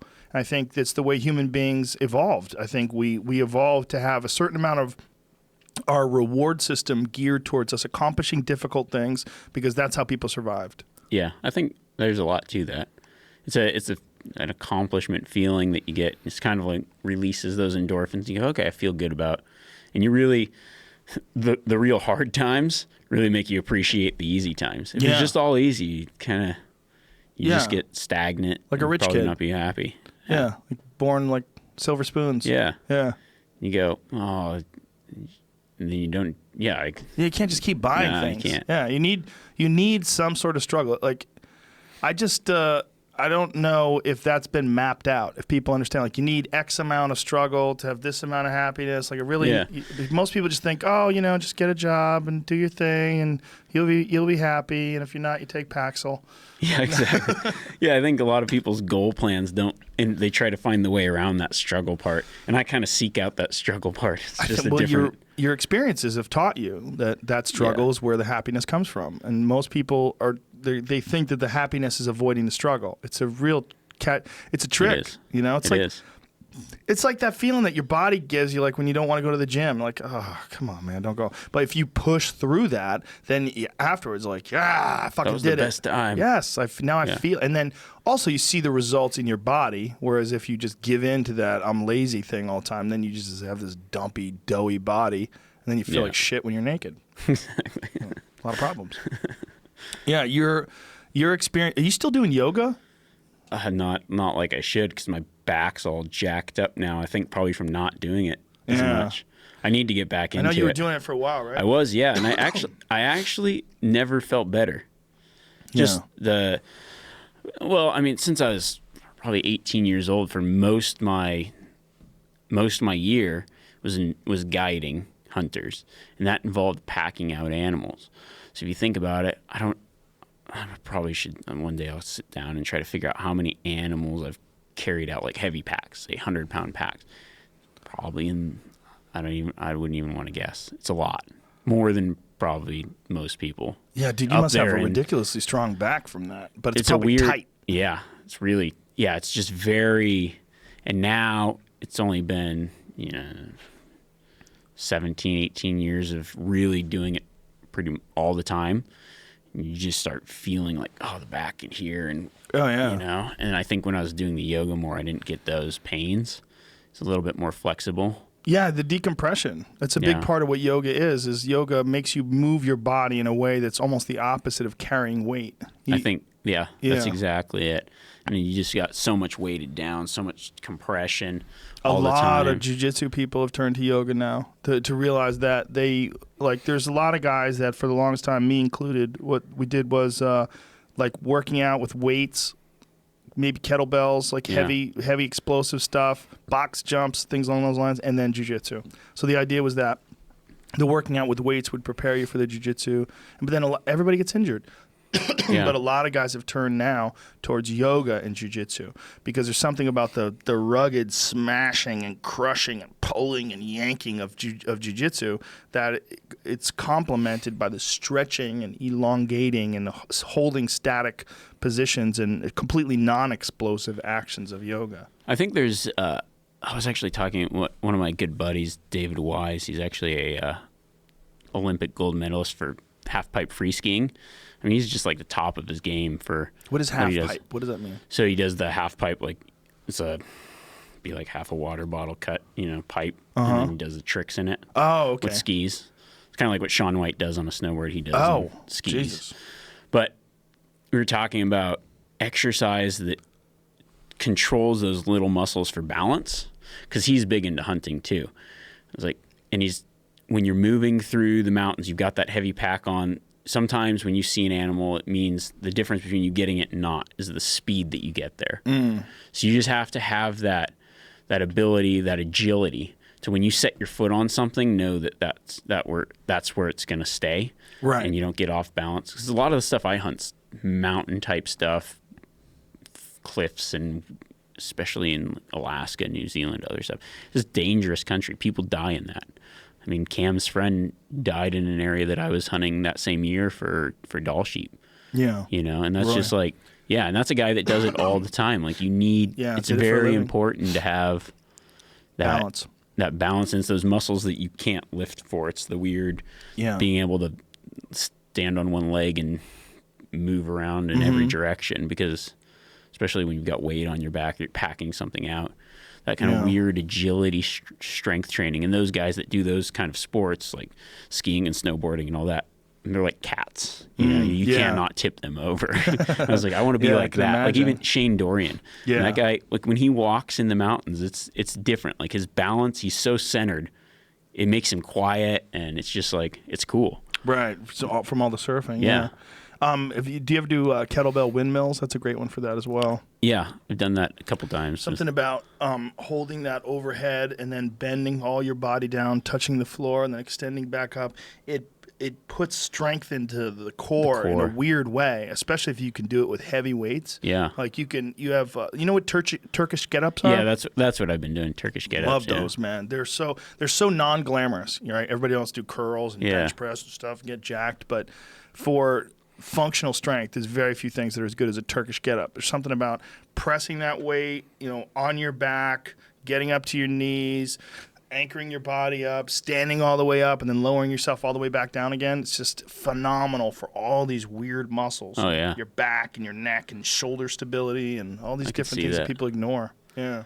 Yeah, that's what in the off season I'll try to do. See, I'm out there a lot with the pack on all day long. So for me, I'd have to find something that's not that to get more benefit. And I think that's why the yoga thing, because if I go to work out and put a heavy pack on and go for a hike, well, for work I do that for 12 hours a day. It's the 1 hour I go do it when I'm not working isn't going to do much for me. Yeah, your back must be really fucking strong. For you think about it's 17, weird. 18 years of doing that. Yeah. I mean, your back must be ridiculous. Yeah, you aren't carrying the heavy pack every day, but there's been a substantial number of, even if you're doing it once a week. Yeah, there's definitely it would probably that's where you get strong. If you're doing it every day, it'd probably break you down. Yeah, but doing it once a week, that gives your body a chance to break down and then slowly recover. Unless I'm that guy that's 55 years old and can't walk. Yeah. We'll see. Have you seen that Outdoorsman's? They think they call it the Atlas trainer. Yeah, Yep. that thing's amazing. Yeah, that's cool. I love hiking with that thing on. It's Yeah. great. That's So what good. it keeps the weight real centered. I haven't actually used that just because of the time it takes to take my bag off. I've only got one of them, so Right. I haven't actually used that. But it does make sense. It looks pretty cool. No, it's very cool. It's I know a lot of athletes are using that now too. They like it better than weight vests, and Yeah. it just sits on your body better. You know. That's cool. Yeah. It's for a person who lives, like, say, if you live in the Midwest, like, say, if you live in Kansas where it's all flat and you want to prepare for an elk hunt. What do you do? Yeah, what the fuck would you do? I guess box steps with like a weighted pack over and over and over again. You know, I get asked that question a lot, and I'll kind of, when I was, say, late teens or whatever, I'd see elk and then just trying to be able to get that endurance where I never had to stop. And what I would do is I would go out and I would do something that was prolonged to where the point that I had to stop, I wouldn't stop, but I would switch the way that I did it. So say I pick a mountain or stairs or whatever, and you can run, and then the point that I'd have to stop, I would turn around and start walking backwards. And then I would turn and start sidestepping, and I would refuse to stop. So I'd pick a point that I knew I couldn't or almost couldn't get to. If I walked up a mountain one day and thought, I have to stop now, at that point where I had to stop, I would just switch the type of muscle and movement that I would do. So I thought, okay, like if you're some kind of workout, whatever that workout is, but like some kind of, say, stairs or whatever, if you're running stairs and you go until your body's like, absolutely, I cannot go anymore, but keep moving in just a different muscle group. I know what you're talking walk about. Backward, like I do that when I hit the somehow. bag. But if I'm doing like kickboxing on a heavy bag and I'm exhausted, like say if I'm throwing punches and roundhouse kicks and I get so exhausted I'm almost done and I know there's still a minute left to the round, then I'll switch to front kicks, and weirdly enough, I have energy to do that. Yeah. It's like I almost can't kick the way I've been kicking, but I can kick other ways. Yeah, it's a weird way that I started just building endurance to the point where then I never had to stop. But if you're a guy who lives in a flat area, That's exactly it. I don't know. you'd have to get like I've seen guys on those stair machines where it's a rotating stairs and they have a backpack on, like a heavy backpack. I think that'd be the way to do it, and then try to go for like 5 or 6 hours. You know? Fuck.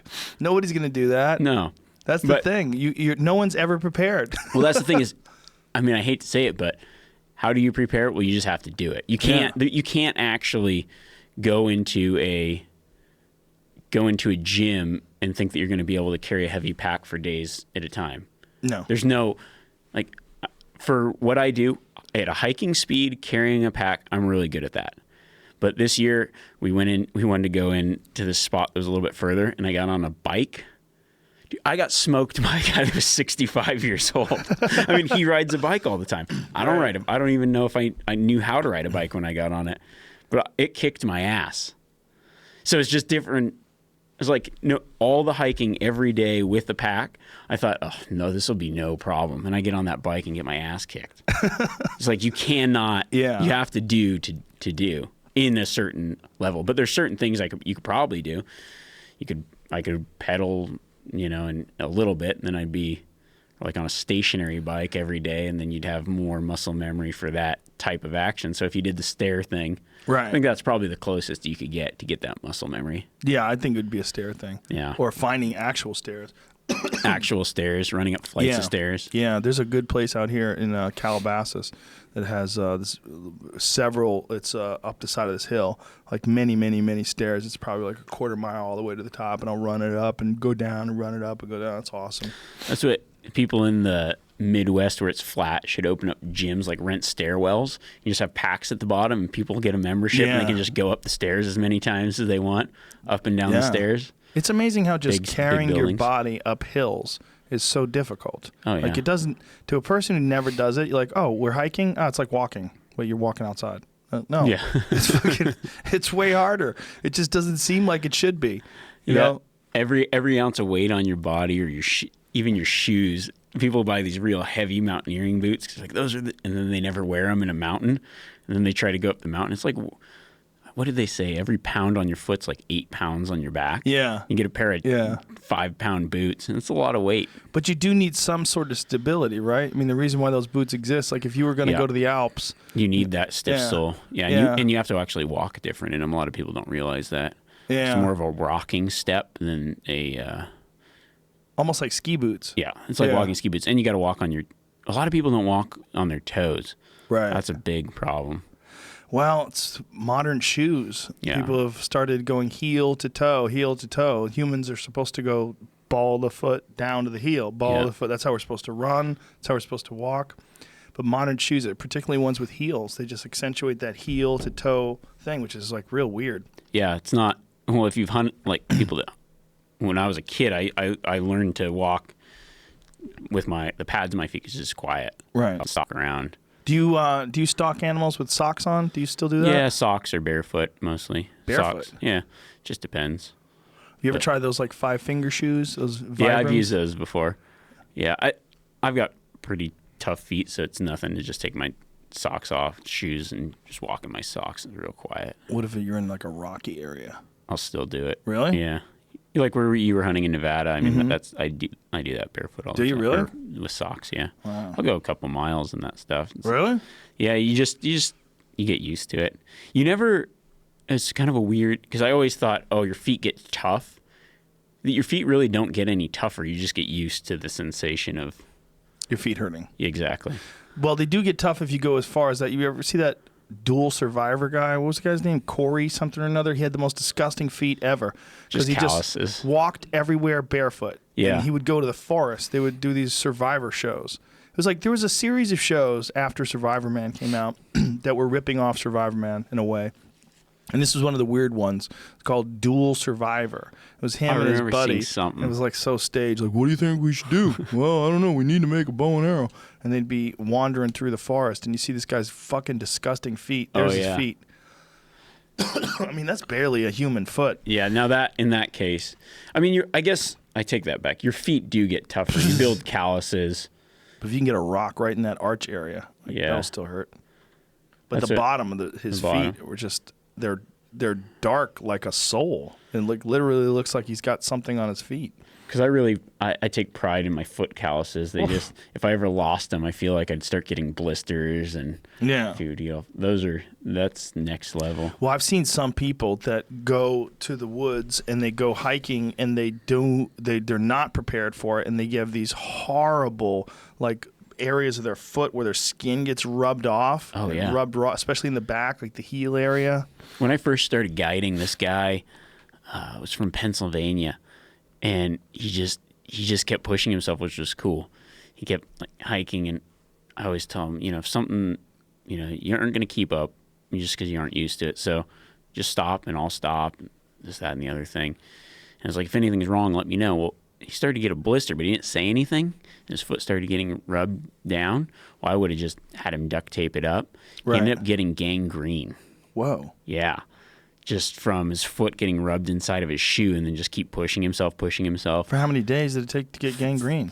Not that long. I think it was 5 days. Whoa. The 5th day he had gangrene.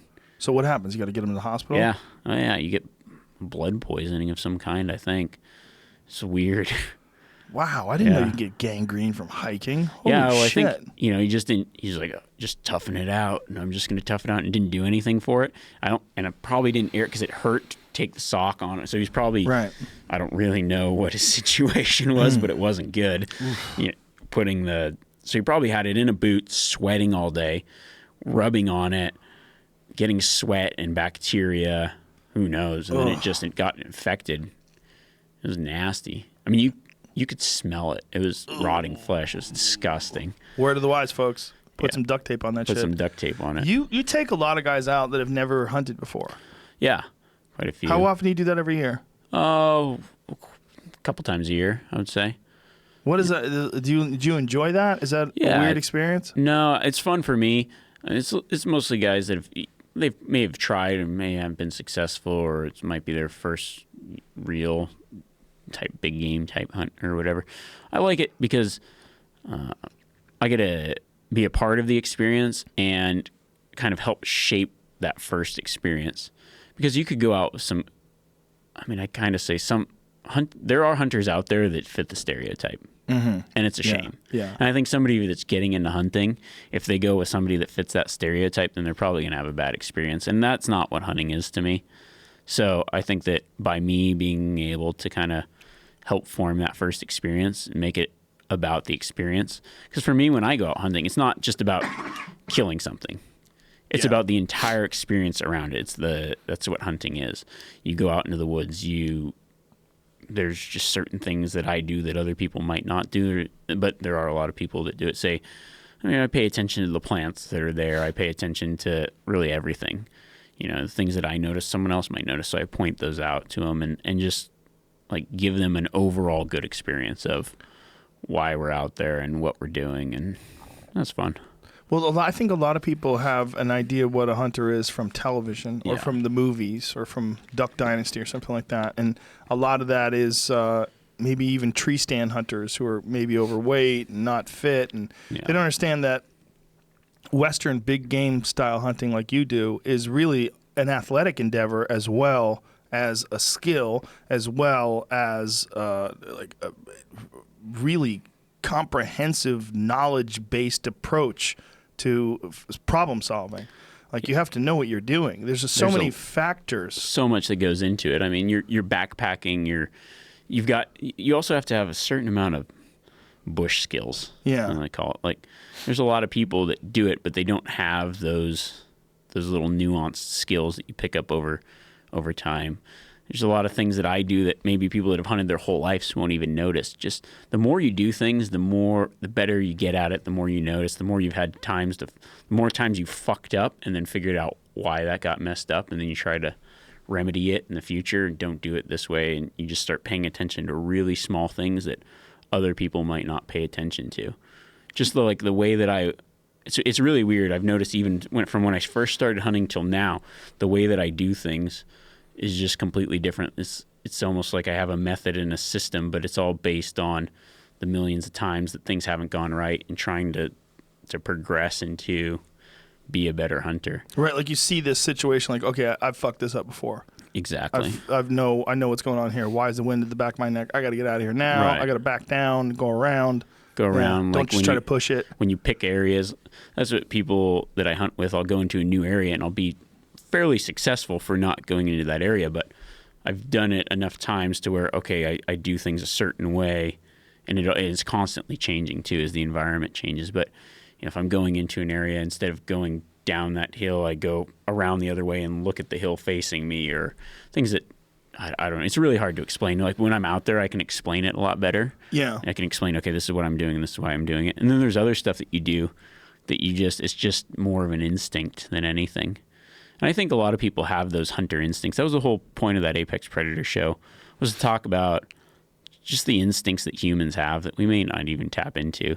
When you say as a father, I think you have that instinct to protect your children at all costs. I'm not a father. I don't have that instinct, but I'm sure it's in there. It's in there somewhere. Yeah. It's like that. Nobody has to teach you that. You probably just kind of all of a sudden go, that's a switch would just go on. Something goes off. I think that most people would, if they were carrying their child in some kind of danger, they would do some kind of natural instinctive movement to get that child away from that danger. For sure. I mean, that's literally why human beings survived as long as we did. And hunting's one of those primal things that you just tap into, and there's some things that are just instinctual, and there's not a lot of lessons that people can talk about as far as like what instincts are. Yeah. It's something that you just have to do. That's why it's an instinct. It's not, you can't put it into a category. You can't go to a class. You can't read a book on instincts. You can know what they are, but that whole instinctual, it just has to happen. Yeah, it's like when that grizzly bear charges, something else takes over. Right. It's not.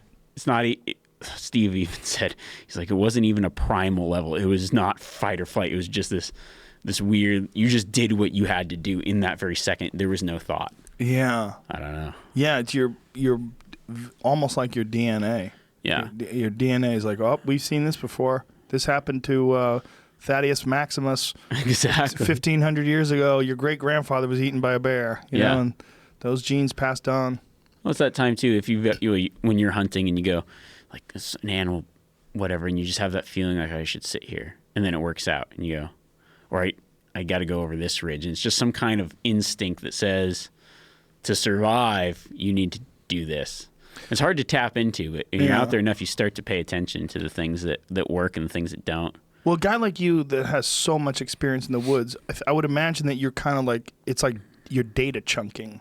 It's like you've seen so many, like you're like, oh, I know what this is. Yeah, that's the way I kind of like think of instincts as like a bunch of ones and zeros, and you're the computer. So you don't really think about all the ones and zero patterns that are in your head. You just enter a situation, and then something, your instinct is that data processing of, okay, slow down.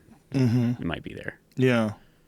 Something. Yeah, there's definitely parts of us that I don't think we're ever going to really experience it unless you're doing something physically. You don't even probably know you have the instinct to get the fuck away from a bear as it's charging, or to juke a bear until it actually happens. You go, well, that was more like, get the fuck out of here.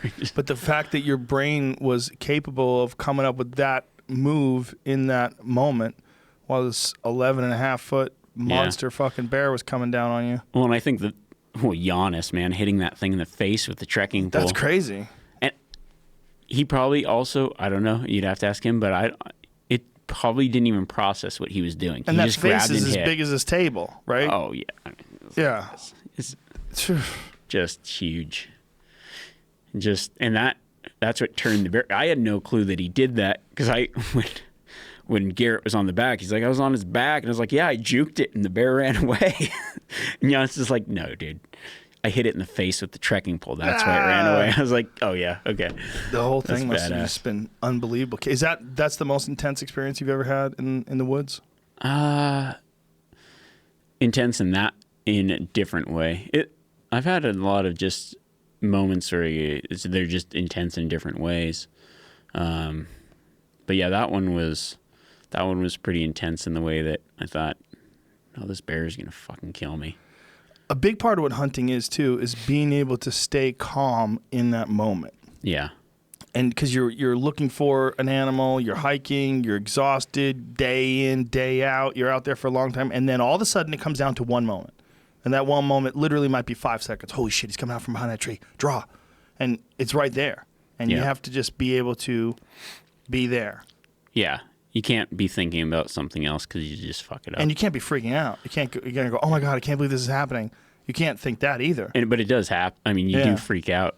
Even I have done it 1,000 times. You get that like rush of, I guess it's that rush of adrenaline. Yeah. Do you have something that you say in your head, like when you draw back your bow or anything like that? Do you have like a series of things, like a checklist that you go off? A few things. I guess with my bow, the one thing I think, because I have a trigger release, so I just try to feel the trigger in my finger, like in the corner of my finger. So then I know that I'm not going to like slap it or punch it. So if I'm thinking about that, but mostly I'm focusing on where I'm. Yeah, I guess my checklist would be like draw back, pick a spot, feel the trigger, let it go. Did you ever have any classic archery training? No. I probably. Should you at this point in time? Well, I was talking to Dudley about that, and he's like, you could pick up a rubber band and a pencil and kill something with it. Like you just have the instinct to do it. But I've noticed when I started hunting with a bow, I just kind of tried to pick it up myself, and I did everything wrong. But I would go to these 3D shoots and win them, not like real tournaments, but just like local things. Right. And I thought, well, I'm the best shot around. That's great.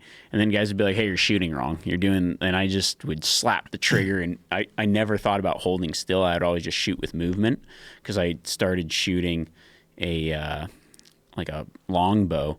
And I would watch, what was at the time, TNN Outdoors. There's this guy named Byron Ferguson. Have you ever seen his stuff? This dude would throw up an aspirin and shoot it out of the air. Oh, one of those guys. Over and over, yeah. And his whole thing was be the arrow. That was my only archery advice. Be the arrow. That's all I knew. So you just be the arrow. It made no sense, but I'd be out there. I had a ball on a string in the backyard, and I would, like a softball. I'd swing the softball back and forth and just tell myself, be the arrow, shoot. It made no sense. And then when I got a compound bow, I'd just be the arrow. So I'd just move, and when it felt right, I'd let her rip. But you've obviously made adjustments because you don't move on a shot now. Right. Now, so in the process of switching the way that I shoot, I developed a few bad habits, which now I think if I would have just stuck with it, it'd been fine. But now that I've tried to switch, then I kind of try to, all those bad habits that I had originally, try to creep back in. And it doesn't really, in the end, I do really well. So it doesn't really matter. But I like the idea of trying new things, and there's always room for improvement. You should talk to Dudley. Yeah.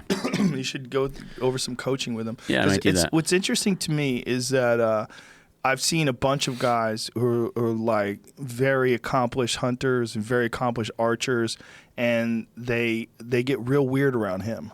Really? Because they know he's a master. Yeah. He's a master of form and technique, and he does it absolutely the right way. And people do not like to get in like shootouts with him. Yeah. Like when you have like little competitions, he's too fucking accurate. Yeah. He's ridiculous. We did a video for On It where he shot a kettlebell handle at 120 yards. He shot in the handle. In the handle. Yeah, at night, and the sparks, because he did it at night. Like he set a lighted knock in there and aimed for the lighted knock and shot it through, and you can see the sparks as the broadhead hits the bottom of the handle, like the top edge of the kettlebell. He's a ridiculous shot, but everything he does is textbook, and he's like a technical. He does that when he's hunting too. I mean, but he does that with everything. So it's real weird. Like guys almost have this thing in their head, like I don't want to fuck with it. It's already I'm already very successful doing this way. I don't want to change anything. Yeah. Like I'm not listening to you. Blah blah blah blah blah. Like some guys will try to revamp their whole system, but a lot of really successful guys won't, and they get real weird around him. It's very interesting to watch. I can see that whole if it's not broken, don't fix it. But I'm not that type. I don't really. If somebody's really good at something, I want to learn from them. Yeah. Like. If he came to me and was like, hey, I want to know, my thing isn't technical archery. My thing is being outdoor skills, survival skills, hunting, being in the woods. Yeah. If he's like, hey, man, I want to know some more stuff about stalking mountain goats and wherever. Be like, okay, cool. I can tell you what I know. And I'd ask him the same thing. Like, tell me about some archery stuff, because there's always areas where I can improve. Yeah. And I'm not so stuck in my ways that I need to do it the way I've been doing it. There's definitely better ways to do things. But you can definitely get by the way you're doing it really well. Here's John. There's he put a light on it. That's what he did. Yeah. Let's check it out. But you want to talk about a guy who loves archery. Yeah. He loves coaching it. He loves doing it. Like it's a perfect thing for him. He loves it. And he loves teaching people how to do it too. But if you watch his form, it's just absolutely perfect. Yeah, that's cool. Yeah, and that's what I love bow hunting. That's my passion. And I'll still go rifle hunting depending on the hunt. How often do you rifle hunt every year? That's a good question. I might do 1 or 2 hunts a year. I always the one hunt generally because I guide during the elk season in Montana. So my thing is elk meat is my number one thing that I want in the freezer. Right. So I generally save a few days at the end of the season to go out and try to kill an elk with a rifle. It's mostly just because I want that meat in the freezer. Yeah. And there's nothing wrong with rifle hunting. The thing about that if I take a rifle, it's also that challenge thing.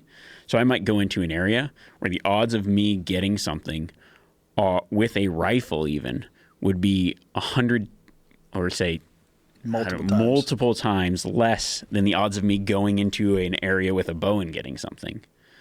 Right, because it's just low density of animals. Low density of animals, or even, with elk, I think it's actually easier to get an elk. Maybe people will be like, no, that's bullshit. But it's easier to get an elk with a bow than a rifle a lot during of the times. rut. Yeah, during the rut. Because most archery seasons are during the rut. That's the easiest time to. It would be like a no-brainer with a rifle during the rut. Because animals are all distracted, and they're trying to hump. And mostly across the West, the elk season with a rifle, a general elk season, is the absolute worst time to find an elk. Just seeing an elk is the struggle. You might go 5 days and not see an elk in some areas. And it's probably really cold. Really cold.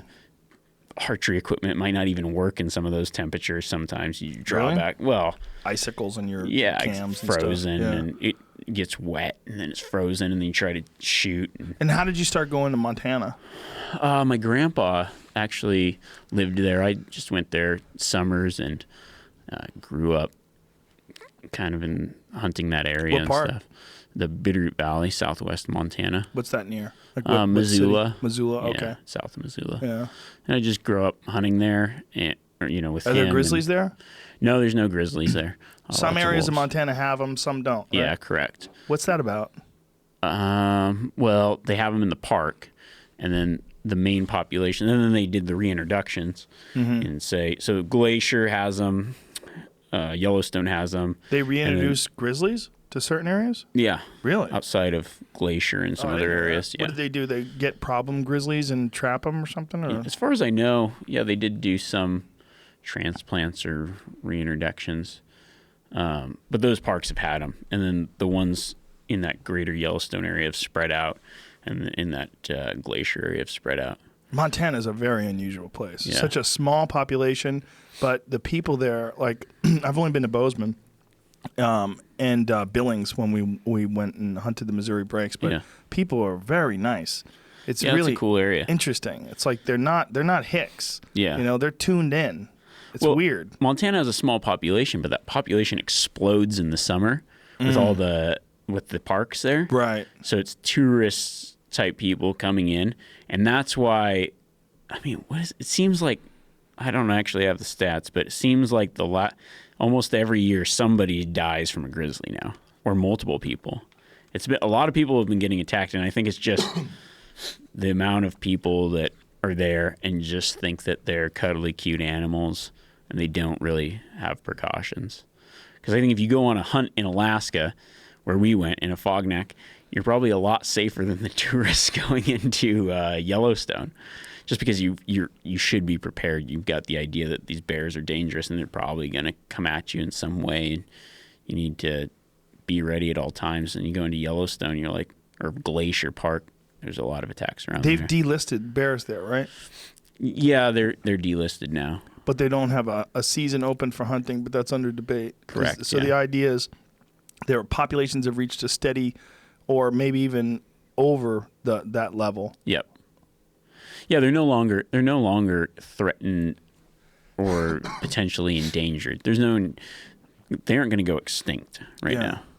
And Did you ever see the short-faced bear? You ever see images of the bear that used to live somewhere in the Bering landmass between U.S. and Asia? It's way bigger than even a grizzly. Very large. Yeah. Yeah, they think that's what might have kept people from migrating to North America quicker. It's crazy.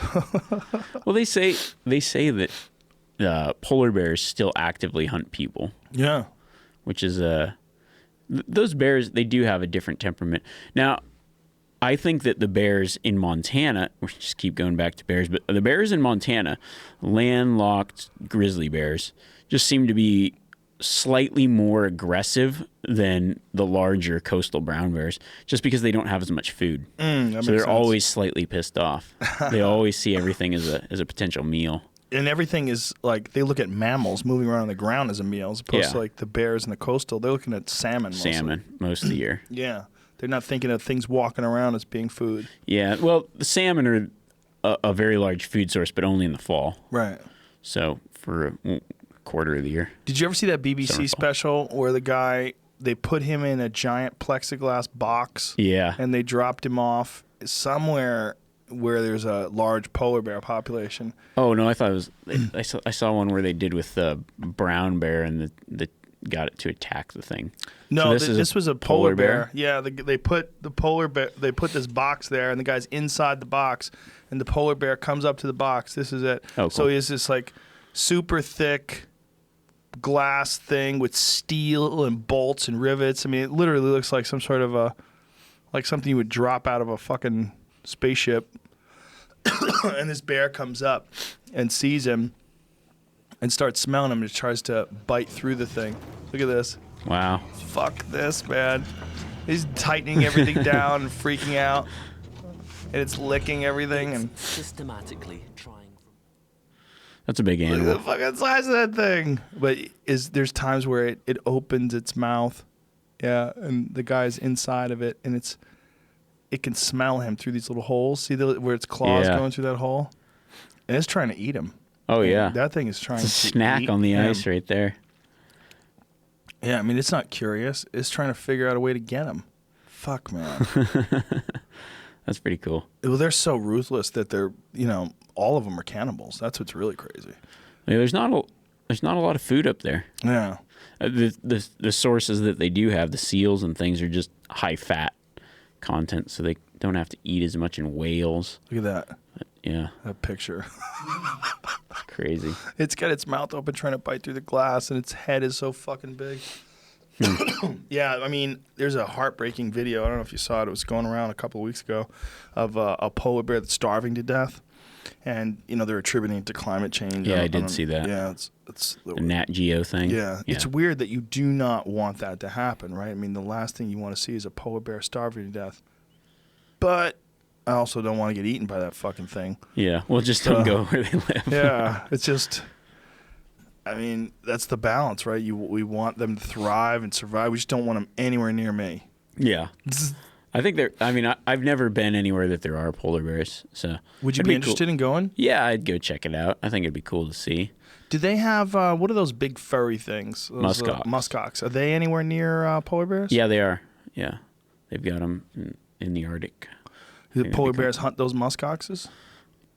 Nah, not that I know of. And they're mostly go for seals and other things.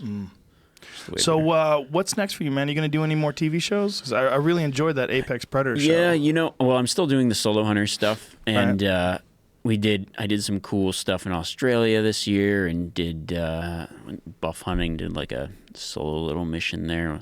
I was with some people, but then I did all the hunting alone. Just to get out there is pretty far out. And still doing the solo stuff. And then, I've got some stuff in the works for the coming future that'll be is exciting. I just can't really divulge a lot of it yet. But I hope you do something that allows people that are more mainstream, that aren't on outdoor TV, to get a look at your approach and your philosophy and the way you look at things. Because I think that guys like you and Ranella and Cam Haynes and Dudley very valuable. Yeah. Because people have this sense that you said, where you're talking about the stereotypical idea of what a hunter is. They have this idea of what it is, and they see a guy like you, and they go, oh, well, this guy's more like an athlete. This is more like a pursuit. This is more like an endurance skill thing on top of being a hunting thing. There's a lot of variables here that most people don't take into consideration. That's why I think it's so important that's why I really enjoy having you on a podcast and having guys like you on to talk about this stuff, so people get an understanding of it in a different way. Yeah, thanks. I appreciate that. Yeah, it's nice to be able to kind of share what I do with a population that might not really understand it. Because I think if you really look at it, hunting in general, and the way that myself, and I'm not the exception, there's a lot of people that hunt the way that I do, especially out west. I think that if you really understand that way, then you kind of start to get a grasp of it's not bad. It's actually a better system than some of the systems that we have around now. And I think some of the stuff that I'm going to be doing in the future will really just give people more access to that. And right now you can go get our solo hunter episodes. We decided to put them all on our website and do a solo hunter all access kind of thing. So just a subscription. You can go on there and just watch anything that we've done. I don't even know, a lot that's of episodes. Awesome. Yeah. I just think that a lot of times what's happening with just stories that are being told about hunting, it's all, everyone's preaching to the converted. Yeah. And occasionally something comes along like this podcast where people maybe would have a prejudiced idea of what it is, and then they get introduced to a guy like you or Ranella and go, oh, these aren't meatheads, these aren't dumb people, this is a different thing. And then they realize this is actually a very difficult, honorable pursuit and very respectful pursuit, and really hard to do. You were talking about what the kind of physical fitness levels that are required of you, the knowledge and understanding. This is not some easy thing where you go into the mountains and just go find an animal that's trying to survive and kill it, especially with a bow and arrow. It's not easy. Oh, no, it's not easy. I think if anyone, I used to hear those comments that people that don't hunt, oh, you big hunter, go out there and kill an animal with a gun or bow or whatever. Go give it a try. Give it a try. Give it a try. See if you can do it, because it's not as easy as you might think. It's unbelievably difficult. It is. It's very difficult. I mean, they smell you hundreds of yards away, and they're like, fuck this guy, and they're gone. Yeah. And you're never going to come close to them. Yeah, and a lot of people's interactions with wildlife are in urban zones or in national parks. It's like Disneyland. It's like going to the zoo. It's not like where I go into remote wilderness areas where the animals are completely wild and you have no support system, no net of safety, and you just have to rely on your skills and your ability, and you're just another predator out there on the mountain. And there are things in some of those places that want to eat you, and you have to adapt and deal with it and be prepared and go off those skills. Are those solo backpacking trips your favorite ones? Oh, by far. Yeah, I love that. I love it. And those there's some hunts that I used to do a lot of that I try to, like, they're actually looking back going, man, that's way dangerous. I probably shouldn't do that alone. And then I still go do it. But there's going to be some point where I'll probably be like, I shouldn't. Well, where Renell and I hunted and got attacked by the bear, I've been in there quite a few times, probably 3 or 4 times alone, solo. What? Yeah. Hunting deer and other things in there. Yeah. And I think about it and go, God, that's stupid. Terribly stupid. Terribly stupid. And to be honest, there's times that I've been in there by myself and taken less precaution. And I remember one specific time I was stalking a blacktail, and I had my pistol in my backpack, which now obviously I would never do again, but I had my bear spray on my hip, and my pistol, I pull it out, I have no bullets in the thing. And I'm on a Fognac Island thinking I would be dead. I would have been dead if that would have happened and I wasn't by myself. And I've been in that. The shitty thing is the thing that really kind of pissed me off later was thinking the amount of times I've been in those situations alone and just thinking, man, I got too lax on that. Why did you not have bullets in the gun? Is that just one of those things where you've just been there too many times and just I think so. Packed out too many times? And I did have bear spray. I think, the bear spray is good enough. But now, knowing the way that bear charged in, bear spray would have been completely useless. They'll just run right through it. Well, the wind was blowing so fast into our faces, we would have blinded ourselves, and the bear probably. Now, whether you're coated with bear spray and it wards the bear off, I don't know. No. But I wouldn't. No. You want to whip out. It's like jalapeno sauce. Yeah, you want to whip out bear spray in 70-mile-an-hour winds that blowing in your face. Maybe that time you're probably 40, 50 miles an hour, but that bear spray is not going to work in that. No, that's ridiculous. Yeah. Bear sprays, I mean, I bet it works some of the time. Yeah, I think in some instances it's probably a lot more effective. My friend Johnny Rivet said he sprayed it right in a grizzly's face, and the grizzly walked right through it. He just closed his eyes and then shook his head and then walked right through it. Yeah, I think that now I think I'd just carry both. Because there's certain instances where that is probably better option. Yeah. Because shooting something that's charging you with a pistol is very difficult. Yeah. In that situation. What caliber? It was a .44 Magnum.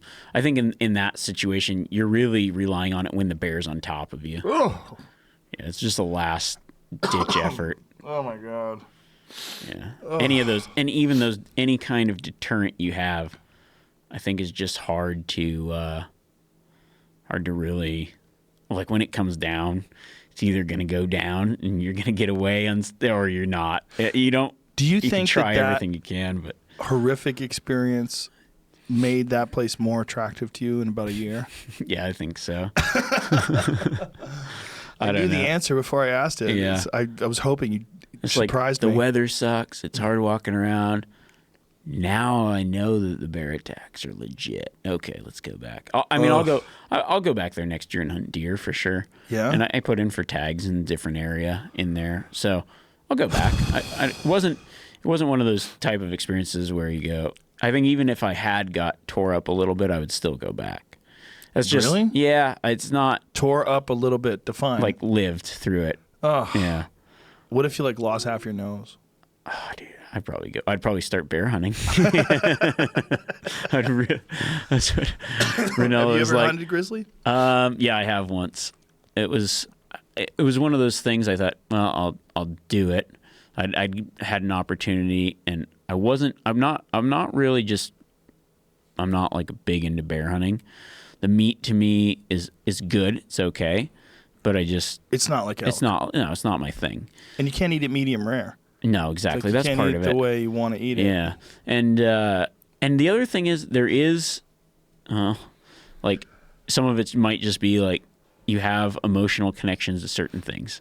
Like I don't have any desire to go hunt an African lion. It's just not like you just whatever. Yeah. You know, and not that. I don't know. I mean, now if his thing was like, to save the species, you have to go hunt an African lion, then I'd probably do it. But it's not something that appeals to me. Yeah, but that's like to save mankind, you know, you have to go fuck Jennifer Beal. Right. I don't know why I came up with Jennifer Beal. Flashdance? Is that the Flashdance lady? Why is she in my head? Jennifer Beal. What a feeling! Is that Flashdance? But I did hunt bears. What's wrong with my memory? That's weird. I couldn't come up with a current hot chick. How weird. But you did. I did, yeah. And it was like a weird. So the area that I went into, it was a predator control area, and it's an area that the state of Alaska. So the state of Alaska works different than other places. So I actually went and met with a biologist and kind of like was like, what's the deal with this? And so the deal was that the state of Alaska has to manage their wildlife populations for subsistence food sources. It's like mandated by the state. So in that particular area, the predator populations got so high that the moose populations and ungulate populations were in severe decline and in danger of not being able to provide food, an adequate food source for the people that lived. And when I'm talking people that live, people live in these remote areas. Yes, they do. And I've seen the shows. Yeah. Well, it's a lot more real than those shows. But they live in these areas where there is no access to other food sources. One of the guys that I met, the only thing he eats for an entire year is bear meat. He has no other. I mean, I don't know if he grows some kind of garden and forages as well. But his main food source through the winter is bear meat. Which kind? Black or brown? Bear in that area, yeah, or brown bear. It didn't matter, whatever he could get. Jesus. So there's people that live in certain places that the only way that they live is from the animals that live there, and that's the only way they could survive. I'd like to get a scientist to study that guy. Yeah, it'd be interesting. He was an interesting guy. I mean, a guy who just eats bear. Like, what is he like? What if he's like ridiculously strong? What if they get him to deadlift?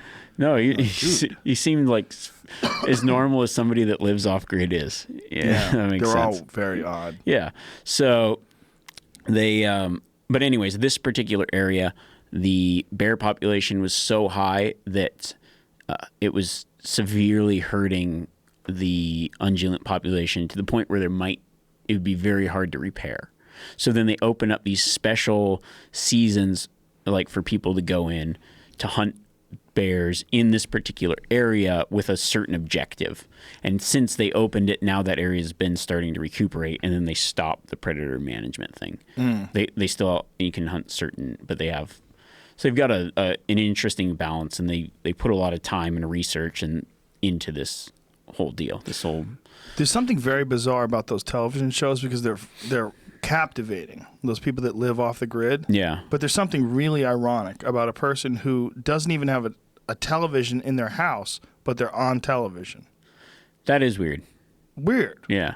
This guy is living as close to the land as possible, but yet there's some millennial behind a camera telling him, telling him, "Hey man, can you pretend that you just found that again? Just put it down, pick it up again. Like, whoa, can't believe this is here. Just give me one of those." Yeah.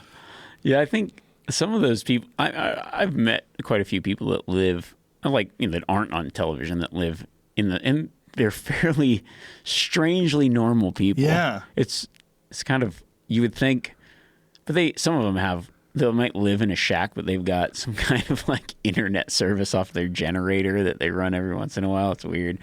You ever see that Vice piece on that guy that lives in eastern Alaska? Hymo, right? Hymo's Arctic Adventure. No. It's amazing.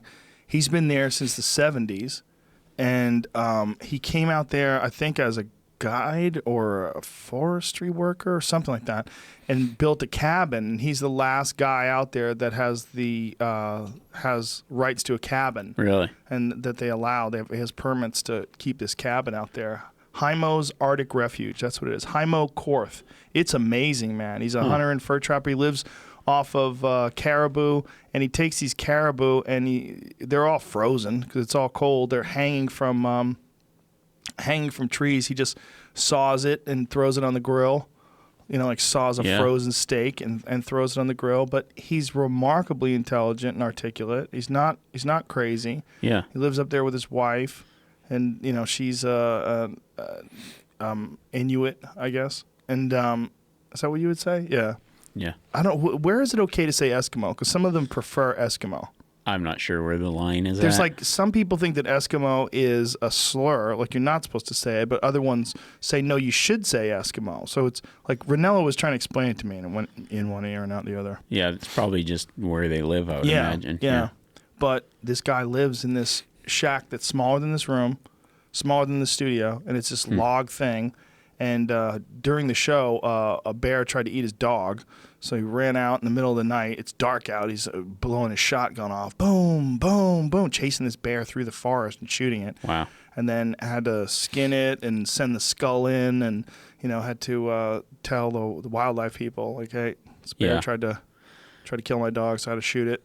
Yeah, defensive life. Yeah. You can shoot, or defensive life or property, technically. Yeah. But this guy, again, like you're saying, remarkably normal. Yeah, it's kind of strange. But yeah, in that area, I went on that hunt, and then I ate, because people have always said, oh, bear, whatever. I ate it, and it was fine. It was better than black bear meat, I thought. Was it really? Yeah. So the whole you can't eat them is a weird deal, because my one thing was, if I do this, I'm going to eat it, and I didn't see anything wrong with the meat. So it wasn't coastal. It was. It was coastal. Yeah. So it was eating fish. It was eating seals. Wow. Yeah. Maybe seals taste better. I don't know. Oh, it was summertime too, so it would have been eating fish and seals and whatever it can find, dead seals mostly. Because I remember Ranella telling me that he shot a black bear once that had been eating nothing but fish, and that they smoked it, and that he borrowed a friend's smoker. He didn't say it was terrible, but he said he borrowed a friend's smoker, and he said, "Hey man, you got to clean that smoker out." And he goes, "Why?" He goes, "It smells like fish." And he goes, "I've never smoked fish in that thing ever." Huh. And he was like, "What? Really?" And he realized, oh no, it's coming off of the actual meat. Like the bear ate so much fish that it tasted like fish. In the fat. And then when they smoked this bear ham and then sliced it thin, it literally tasted like salmon carpaccio. It's not. Yeah. See, that doesn't appeal to me. It's disgusting. I think if you get your head past it. Yeah, what like it is. I like salmon, so why wouldn't I like that? Yeah, it's weird. Like a weird bear salmon combination. Yeah. Well, somebody asked me the other day. Well, me and Ranella on Meat Eaters ate that coyote in Mexico. Oh yeah, remember? That was weird. Yeah, and I wasn't at the time. It just tasted like meat. It was weird meat. It tasted like goose or something. Thinking back on it, like I have no desire to go out and eat coyote again. No. That's one of those things. That's too close to a dog. Yeah. That's too weird. And I kind of like coyotes. I like seeing them around. I mean, they're like our weird neighbors. So this year, I've got charged by a lot of stuff this year. I was hunting it where I sent you and Ranella. Mm-hmm. I went back there. You got charged by something up there? Yeah. So this is weird. So I'm sitting there in this. Did you see like that white sandy area up there? There's like this weird white dirt up there. So I'm sitting in this weird white dirt, and it's the middle of the day, 100 degrees out. So I'm trying to get in the shade, and I'm actually I had a trip coming up that we did a caribou hunt that we filmed with Under Armour for one of their Ridge Reaper series, which I've done a few of those. That me and my brother, you did one, and then me and my brother did a moose hunt that was just before that. And then I saw that one. That was Green great. Trees, Australia one. Yeah, and Cam has a couple of them. Yeah, and Cam's got he had the elk hunt this year, and then he's got Australia the Roy's one. buck one. He's got the time one, cool. which shows him working his full-time job. Yeah. That was a good one. So, anyways, I'm leaving for that shortly. So I'm sitting out there making a list on my phone, and I'm full camoed up, but I had no gloves on, and I've got my phone there. And I hear this slight noise behind me, and I turn around, and this coyote is running full speed at me, like full tilt. And I cock my fist back to punch it in the face, and it like hits the brakes and starts skidding because it's running downhill. So I think my estimation of what happened was I'm sitting there with my hands in camoed, and it saw maybe the flash of my hands working on the phone, or maybe something in the flash of the phone, and thought it was a small animal. Probably thought it was a rabbit or something. I'm not sure. This is just what I'm assuming. It ran in so fast and so quiet. I don't know what I heard, but I happened to turn around at the right time. And when I turned around, that thing's eyes, I swear, just doubled in size. And he hit the brakes, and his ass started skidding toward me because I was going to punch it because I had no clue what else to do. And it started, it like skidded and then started rolling, and then got up within, could have grabbed it and just wheeled off the other direction 100 miles away. But it was in full on attack mode. I don't think it realized what it was attacking. I don't think it knew that I was a person. I think it just thought movement, small thing, attack. And when I scared the shit out of it. That's crazy. You thought your hands were some little squirrel or something. It was just coming full tilt. So quiet. It's just so quiet. I see how they can grab stuff. Have you ever had a mountain lion sneak up on you? Not sneak up on me, but I've been in very close proximity. I was in Arizona hunting coos deer with my bow, probably, I don't even know, maybe even 10 years ago now. And I was going through this wash, and I see a drag mark and tracks. I'm like, oh, a lion killed a cow and drug it through this wash. And I'm like, sweet. I was filming, I had my video camera in my backpack. So I'm bent over getting my video camera out because I'm going to like film the tracks and the drag mark and then maybe find the cow. Well, in the wash, it's like sand and then a tree and some real tall grass. And I'm bent over going through my backpack, and I look up, and maybe 3-4 feet away is that cat crouched down just looking at me through the grass. 3 or 4 feet away. Yeah. Within, 2 arms length, so 4 feet away. So like right where I am. Yeah, exactly. And I look up and I lock eyes with it. It like slinks back, goes underneath the log, and pops up at maybe 15, 20 feet and turns and stares. I'm like, oh shit. And then I get the camera out, and then it just like saunters off. Well, Did you catch it on film? I think I got it walking away, but I didn't get it when it was close. Because now I'm digging for my pistol, right. Which is, where was my pistol? It was in the fucking bag too. I don't know what my deal is to keeping my pistol in my bag. That's stupid. So then it went off. Well, what it had done, it had drugged the calf into that patch of grass, and then they kind of bury it, and it had just been gorging on it, and it was laying on top of it. And I didn't even see any of that because I'm so focused on the tracks and everything else. I didn't even notice it. It was the way it was laying. The cow was tucked up underneath this tree and covered in stuff, so you couldn't see it until I went through the thick grass. And that cat must have just heard me and slunk down, waiting for me to go by. Wow. And then it was probably just so full it had no, and they're fairly shy animals as well. But I was in a very vulnerable position. It could have easily jumped on me, easily. The only thing I saw was its eyes in there because it blended in so well. That was one thing that I was shocked by when we were in Nevada is Nevada. There it is. So now I know. Yeah. I say Nevada. That we were in Nevada. How many domestic cows wandered through those areas grazing, and that they spend, I don't know how that works. Like they pay money for permits to allow these cows to graze? Yeah, you lease it, and then you pay X amount to the Forest Service for grazing atonement in certain areas, and then generally you have to have them off by October 1st.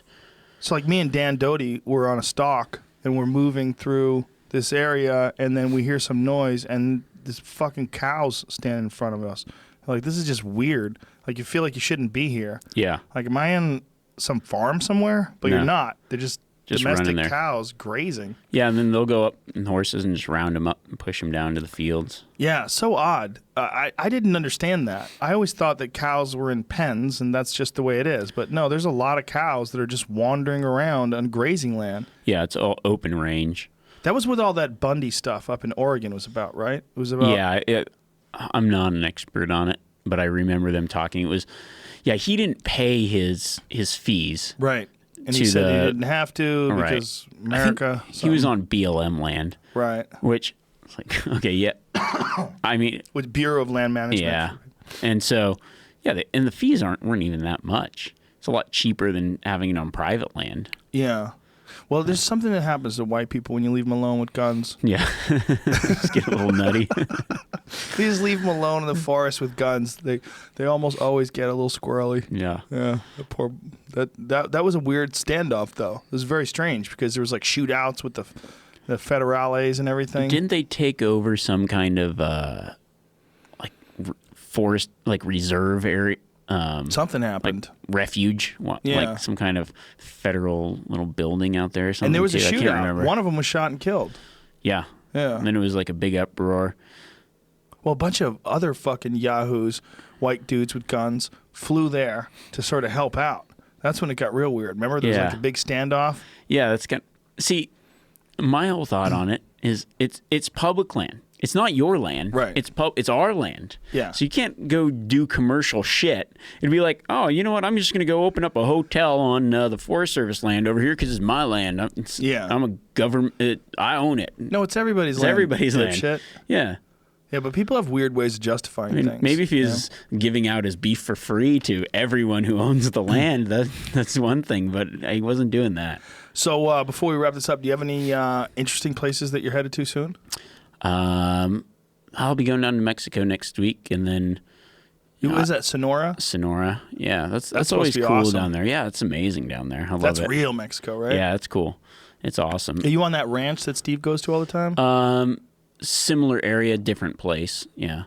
I thought that was amazing when they showed how they preserve buffalo, where they would cut it really thin and then hang it on clotheslines to dry it and make machaca out of it. Yeah.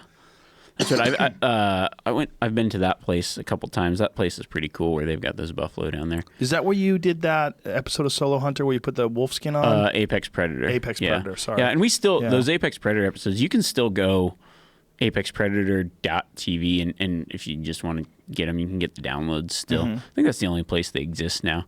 But yeah, I did that. That was cool. They show up sometime on DVR. Because I have you as a season pass. Like sometimes they'll just throw one on. Yeah, that makes sense. On the channel, and it'll just pop up. Yeah, that's what my buddy was like. They're doing an Apex Predator marathon. What? Can they do that? Did you want to do more of those? Yes and no. I really enjoyed doing it, but the other thing is, I also liked everything else I was doing, and there's a lot of, TV networks are dying. Yeah, they just. It seems like. Yeah, they don't want to. They don't want shows that are.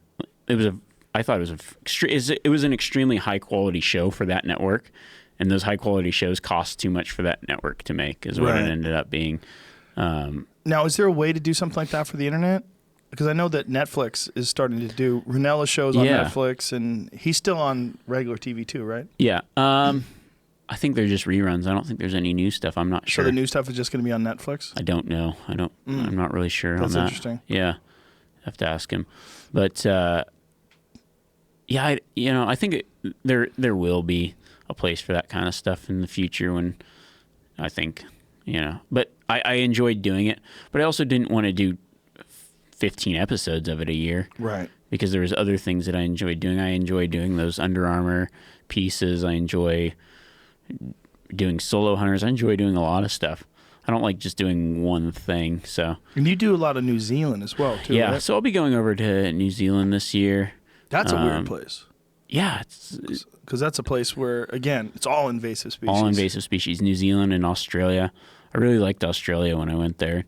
Actually, that video with Green Tree and Cam, I actually swung by, kind of crashed their party for a couple days when in there hunting. It's cool. It's fun. Yeah. I had a good time over there, and then I went and did my own thing.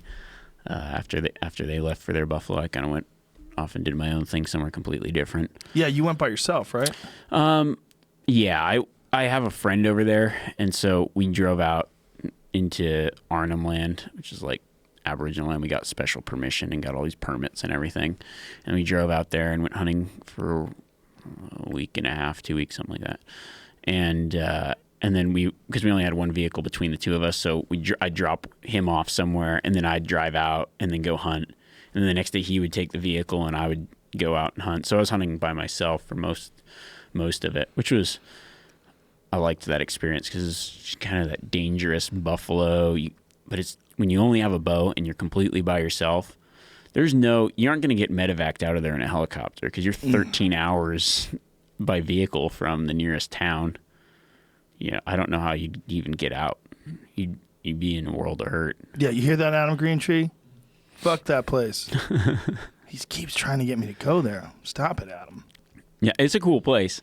I enjoyed it. It's a certain type of person will really like it, and other people will hate it. Yeah, people like you. That's why you need to have a television show, or not. If not a television show, some real in-depth show that they do on the internet that shows like the preparation that's involved. I just think it's something that most people are ignorant to. Yeah, and I think so. I'm kind of obsessed with that, the idea of explaining it to people. Yeah. Yeah, I think that hunt, I filmed it for Solo, so you can watch that on. I thought that turned out pretty good. Yeah, that it was very cool. I saw it. But there's just something, too, about North American hunting, and we have so much we have a lot of awesome places here. A lot of people live close to them, probably don't even take advantage of them, but there's a lot of cool places and a lot of cool things you can do in the U.S. and in the Western U.S., and there's just a lot of cool places around. Well, one of the things that I said when we were in Nevada, said it right? Yeah, got it. When we were up there outside of Reno, it's like 3 hours outside of Reno, somewhere like that. Is that what it was? I was saying this might as well be some alien world. Like there's nothing up there. No, it's a lot of public land and not much in between. And these big giant hills and valleys where there's nothing in them but animals, and it's just weird. Yeah, it's not flat. No. Those mountains are 13,000 feet. Yeah. The top of one of them. It's pretty incredible. It's just, but it's also incredible that so few people understand that this is all public land. You can go out there anytime you want. You can go travel this stuff. And that's one of the reasons why people like backcountry hunters and anglers and conservation groups are so important. To preserve your access to these places, because there are so many places like that are just fantastic. And they're there for you, and most people don't even know about it. Even if you have zero desire to go hunting, just go and visit. Just go and wander through those woods in Idaho. Just go. There's some cool places that it's just cool to walk into a spot, especially Idaho's got huge wilderness areas. Walk in there and look around and think it's what everything looks like when there's no roads, when there's nothing. You might be the only person it's a cool feeling to know that there's no one else around. And it's not much different than it was 5,000 years ago. No, it's not. It's not much has changed. All right, I got to get out of here before I start coughing up a storm. Cool. Fighting off a little bit of a cold here, Remi Warren. Uh-oh, that nasty flu virus. I should have worn my mask. It's not a flu virus. I just have a mild cough. It's no big deal. Yeah, sure. But that's all fine. How all I'm going to go work out. Start. I'll show you. But it is.